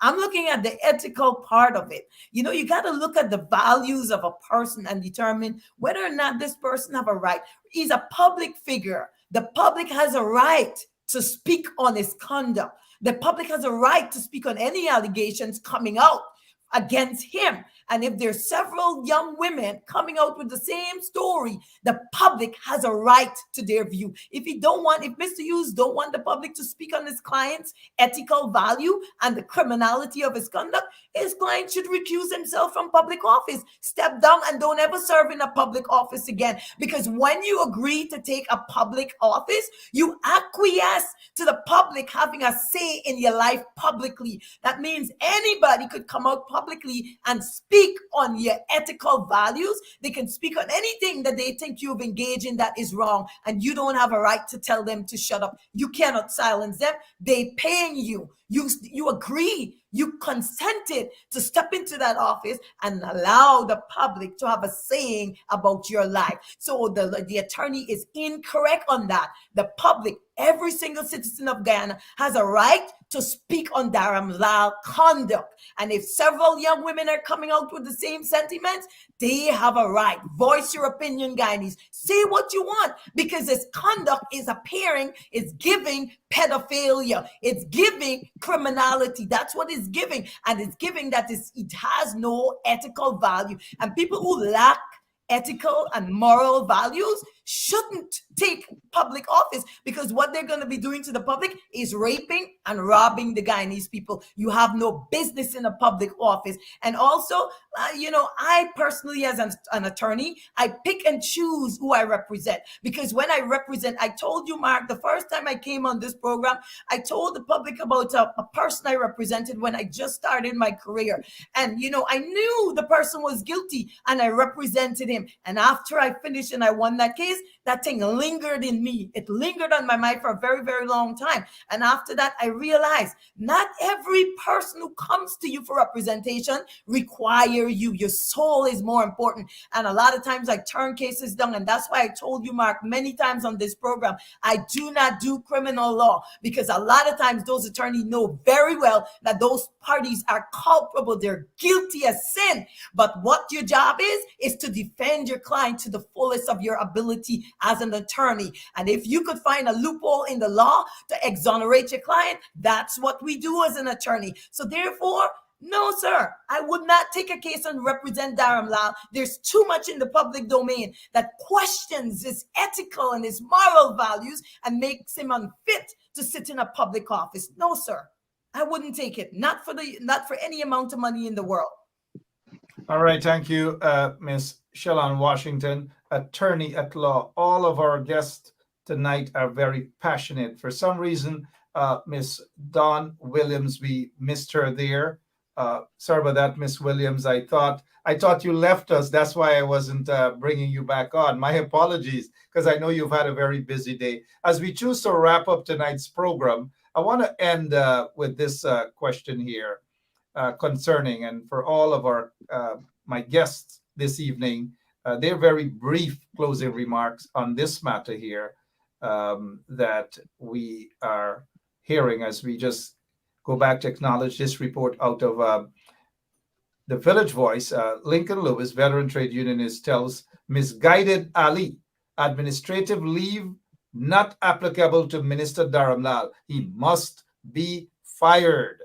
Well said, Mr. Lincoln Lewis. He must be fired. And then let us go to this here as we prepare to close off tonight's program, where we're hearing that Jagdeo is now calling for cooperation at the national level with all political players. With the opposition now, he wants to work together. He said they have ironed out their differences, something to that effect. I don't know when he said they have ironed out their differences. I don't know who is they. I don't know whether they've met. I don't know what differences have been ironed out. There's still a lot of things that need to be ironed out, including the persecution of individuals who have been wrongfully charged. We have Lowenfield, we have Roxanne Myers, we have Mingo, we have Mr. Ben, Trevor Ben, and scores of others who have been unjustly and wrongfully charged. Any differences that need to be ironed out, we must address those differences. And we cannot just jump because Jagdeo says he wants to talk now. Not under those circumstances, Jagdeo. Closing remarks, let's start off with Ms. Dawn Williams, Member of Parliament, on what Jagdeo is saying. Let's have a national talk now to cooperate with each other. Now, over to you, Ms. Williams. Thank you again, Mark. Well, I don't know to talk about what he would want to have a national cooperation, because the matter that we've been talking about all night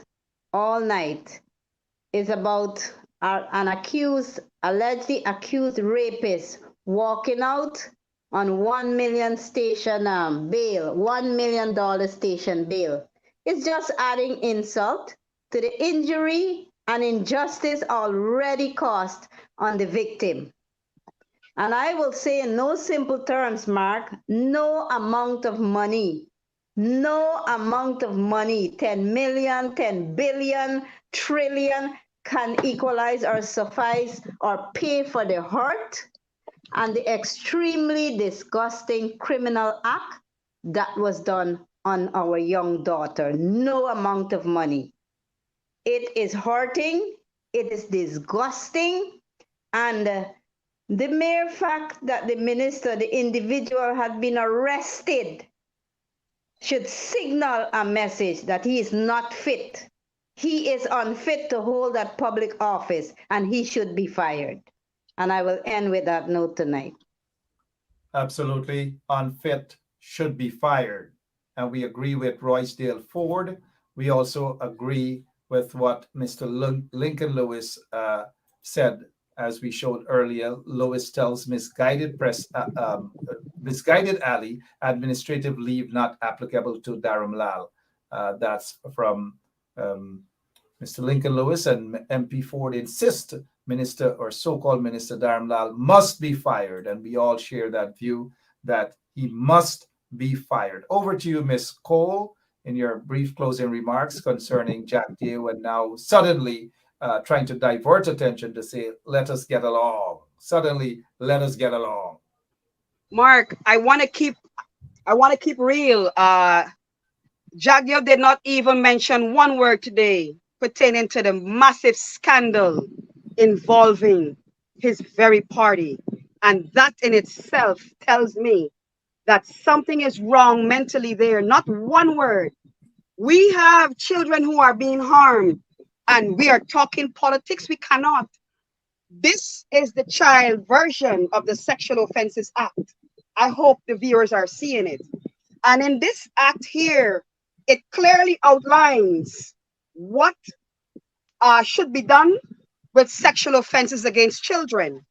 Here is another act, another child-friendly one, all done and supported by UNICEF. The Protection of Children Act of 2009. Again, it tells us that we all have a responsibility to protect children. But here is the bigger one. This one is the UN Convention on the Rights of the Child that Guyana signed and ratified under the Hoyt administration. This one is the one that we as a country must report to the UN Child Rights Committee on how children are being protected. And here is where I invite the opposition to make a case to that committee pertaining to what is happening to children here. Guyana does not exist in a vacuum. The reason why the Rights of the Child Commission exists, the UN Convention of the Rights of the Child, is why we have a duty to report and to report what is happening to children. Get the international bodies involved. Look, Guyana is going to be chairing what? We are part of the UN Security Council for 2 years. We cannot be there and we have our children not being safe and secure. We have got to mount international pressure.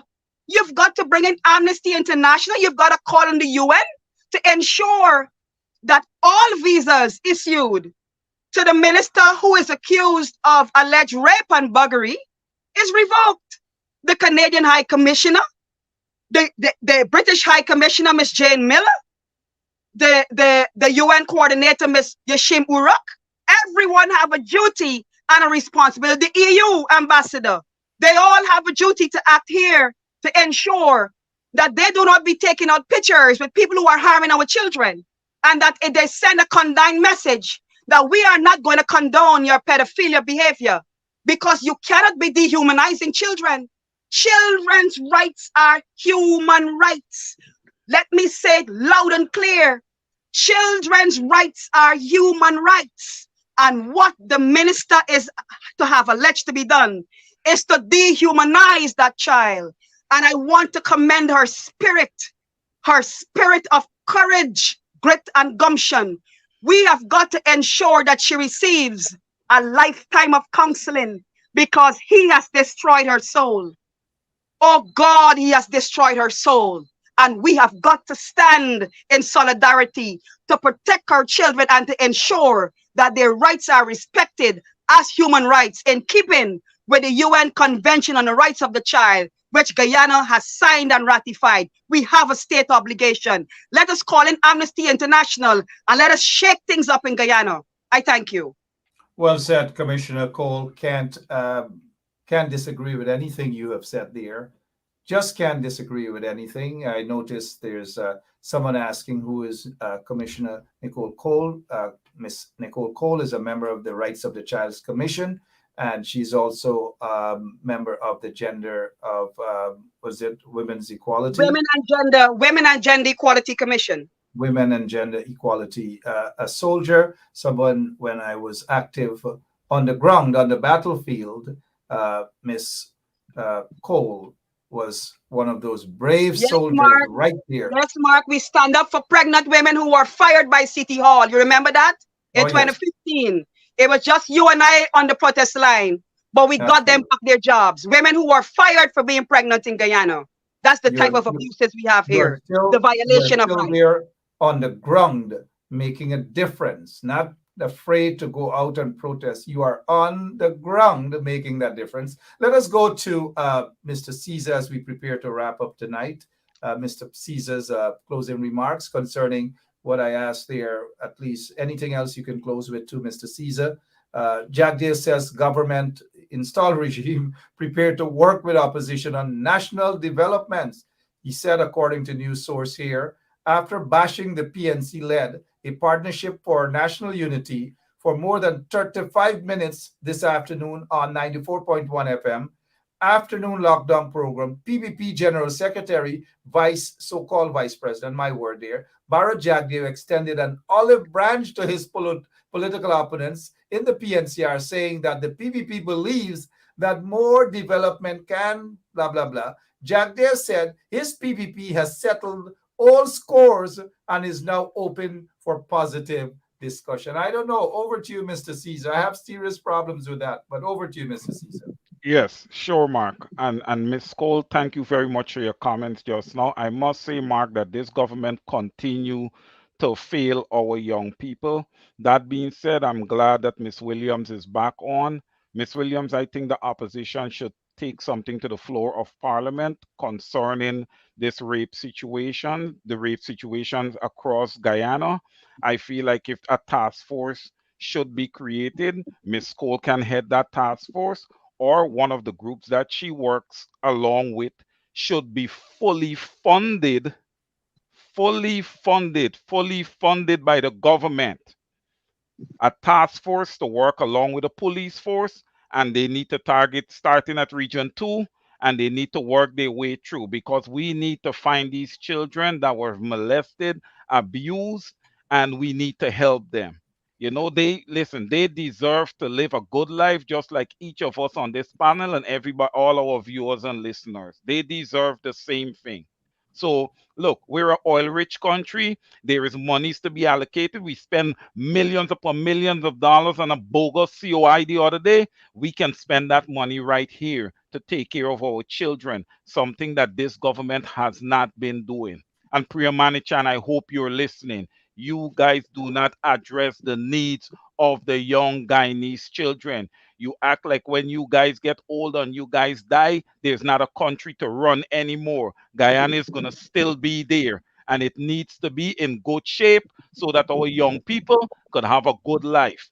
That being said, Mark, Bharat Jagdeo refused to engage the opposition on many occasions. They had the ID card situation that was supposed to be a bipartisan agreement. The PPP chose to make the decision for the entire country. The PPP does not represent the entire country. The decision needed to be bipartisan with the PPP and the opposition.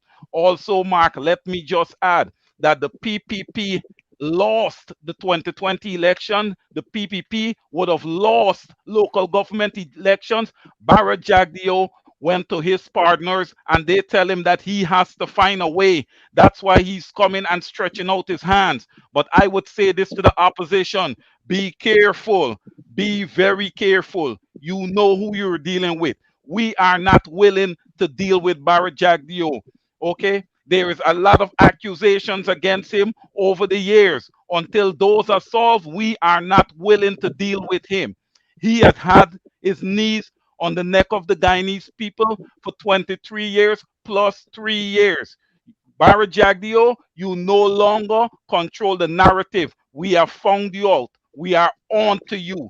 We are not willing to deal with you. You guys, the PPPC, your time is up.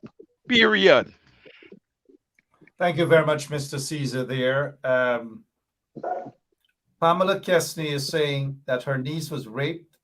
Can someone please call her? 679-3568. Miss Cole, if you can just jot that number down, please, and see if it's we're assuming that this is an authentic comment coming from Pamela. I see no reason to disbelieve her, but the person is Pamela Kesney. Our contact number is 679-3568. Mark, I got it, also, Mark. Thank you so much, Miss Cole, in terms of taking down that number. Miss Pamela Kesney, Miss Cole will get in touch with you. Mr. Caesar, you have something else quickly, please, sir? Yes, very quick, Mark. Thank I you. think some of our listeners and viewers are requesting to have a contact number for Miss Cole. So I don't know if she could. I was just about to ask. One yes, second. Go ahead, Miss Mark, Cole. I just want to point the viewers to my social worker page on Facebook, Social Workers Make a Difference. There you'll see my number. I can be reached via WhatsApp, 660-7807. 660-7807. But my Facebook page is Social Workers Make a Difference. That page has been in existence for over a decade. Social Workers Make a Difference. The number is right on there. And before I leave, I must say this. We have a crisis in Region 9. The Anai Secondary School is known as the baby factory. We have to do something. We have to do something, Mark. Mark, these things are so much that I sit and I pray at night. I say, God, it is not my will, it is your will, but I need the resources. I'm trying to raise monies to return to the North Rupununi to also help out there, okay?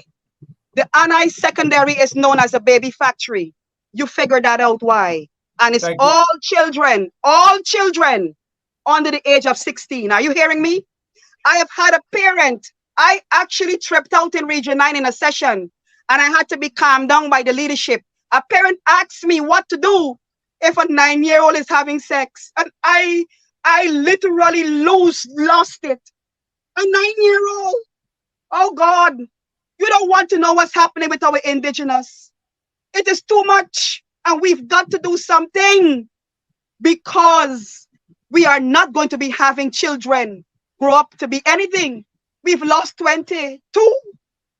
If you count from all the way back, Miss Hastings said it in 2008 with Ramadan. We can't have our children exposed and in a school being baby factory.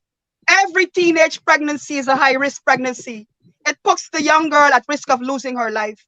We've got to do better as a nation. And oh God, I thank you for having me tonight. I didn't know I was going to be on this show.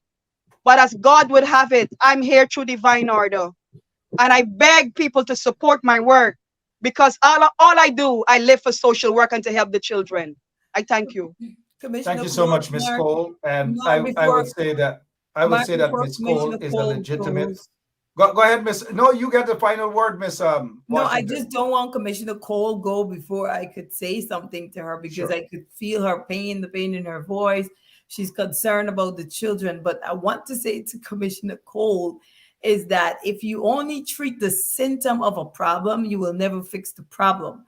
And I think what Guyanese are doing, you guys are fixing the symptoms. You're focusing on the symptoms rather than the root cause of the problem. And you need to look at that. The root cause of the problem is a cultural thing. It's something embedded into the society. So you need to go into the communities and speak to the men, speak to the women, speak to the children, train them, tell them what is inappropriate and what they shouldn't be doing. Because if the people doesn't know better, they will continue to do what they're doing. So stop just focusing on prosecuting the perpetrator and go and talk to the perpetrator and guide them in the right direction. Guide the children, because sometimes no parent tell these children that you shouldn't allow people to touch you in certain inappropriate ways. Nobody talks to them about these things. So maybe if you try doing that, treating the root cause first, you will help to eliminate the problem faster. That's what I wanted to say to Commissioner Cole before she leaves. All right. And thank you so much, Miss Washington. Your closing remarks as we go back to this this fake proposal coming from Jagdeo there about working together. We just don't trust it. Your closing No, remarks, Miss Washington. we cannot trust him, Mark. I think he has an ulterior motive, and I don't think he's genuine. And I think this is just a plot to derail the coalition or APNU and steer them in the wrong direction. We know cunning and crafty Bar Jagdeo is, so we have to be careful with anything he comes into the public domain and say. We already know what happened in the local election. They got destroyed in the local elections, and any constituency that they won, it couldn't have been fair. So we already know there's an ulterior motive, and we need to the opposition should not trust anything coming from Bar Jagdeo. And you yourself said it, Mark. He bashed the PNC in 35 minutes of his conversation on air. Why should they believe that he now wants to work with them? He has a motive. And the APNU need to determine what that motive is. We know that what that motive is. It's deception. He wants to deceive the public into believing something is one way when it's really not, because he sees the public is not on their side. The public is really on APNU side. They are not on PPP side, and Bar Jagdeo knows this. So he wants to create an environment where people believe, like, listen, we're for the people. We want to work with the opposition. We want to do the right thing. No, he does not. He's full of deception. He's full of fraudulent conduct. Do not trust him, and just go about your business the best way you know how, which is to fight for the rights, fight for justice for the people of Guyana, and not focus in his direction. I want to thank you, Mark, again tonight for having me on the show. I want to thank all the panelists who were here. I want to thank the viewers. You guys have been really great. Thank you for sharing the live, sharing the link, and be attentive and to share whatever we've discussed here tonight. Let your friends, your family, your neighbors know, as always, because it's, Mark has been doing a great job with keeping you informed in what is going on in Guyana. And so we have to applaud Mark for the good work he's doing. And we as Guyanese people, we need to ensure that any organization who is looking out for the interests of young children in Guyana is properly funded. And we all could come together and donate. And I don't know if there's Cash App in Guyana or whatever means of funding the social workers in Guyana, but we all need to come together and ensure that Ms. Cole's organization has the funds that it needs so she can continue to do a good job. She can continue to help the young children in Guyana and help to eradicate pedophilia type of behavior among certain communities in Guyana. I want to thank you guys so much tonight for everything. And I want to also take this time to thank all of the people who've been supporting my office also. Thank you guys so much for all of the referrals I've been getting. And, as I said tonight, I will never take a case like Dharmalall's case. So you guys do not have to ever worry about that. Thank you so much for all your support. For those of you who've been calling my number, Mark just put the number there is 718-877-3100. Thank you guys and have a good night. Thank you, Mark. Thank you, everyone. I just want to thank all of our listeners as well. They stayed up with us. 98% of them stayed up with us. I want to thank Member of Parliament Don Williams as well. What a great job you guys are doing on the ground. I saw you folks out there. I listened to your prayer, and I just saw the passion in your face, as I oftentimes do see. Give my regards to the other members of Parliament who were out there in their numbers. Ganesh Mahipal, Roysdale Ford. I saw Natasha Singh, I believe. Natasha Singh, Lewis, Geeta Chandan, Amanza Walton Desire. They were all out there in their numbers. Give my regards to them, including, I think, Roysdale Ford as well, in case I missed it. Roysdale Ford was out there as well. But thank you so much, Miss Williams. Thank you for all that you do there. Thank you, Nicole Cole. You are on the ground. You're not only talking the talk, you're walking the walk. And that is what we need from people who oftentimes love to remind us that they are on the ground. You don't only remind us, Miss Cole. I've been there with you. I worked along with you. I've protested with you. And I know you're very passionate about what you do. And shame and disgrace on the PPP regime for not even funding agencies like yours. Shame on them. The folks have your number. I'm sure they will get in contact with you. And Miss Washington, as always, whenever I call you, you're willing, you're ready, you get the job done. And I'm glad you've made it very clear that certain cases you definitely would not accept. And to our accountant, Mr. Caesar, thank you so much too as well. Thank you, ladies and gentlemen. God bless. And to you, our listeners, of course, we cannot leave you guys out. Thank you all.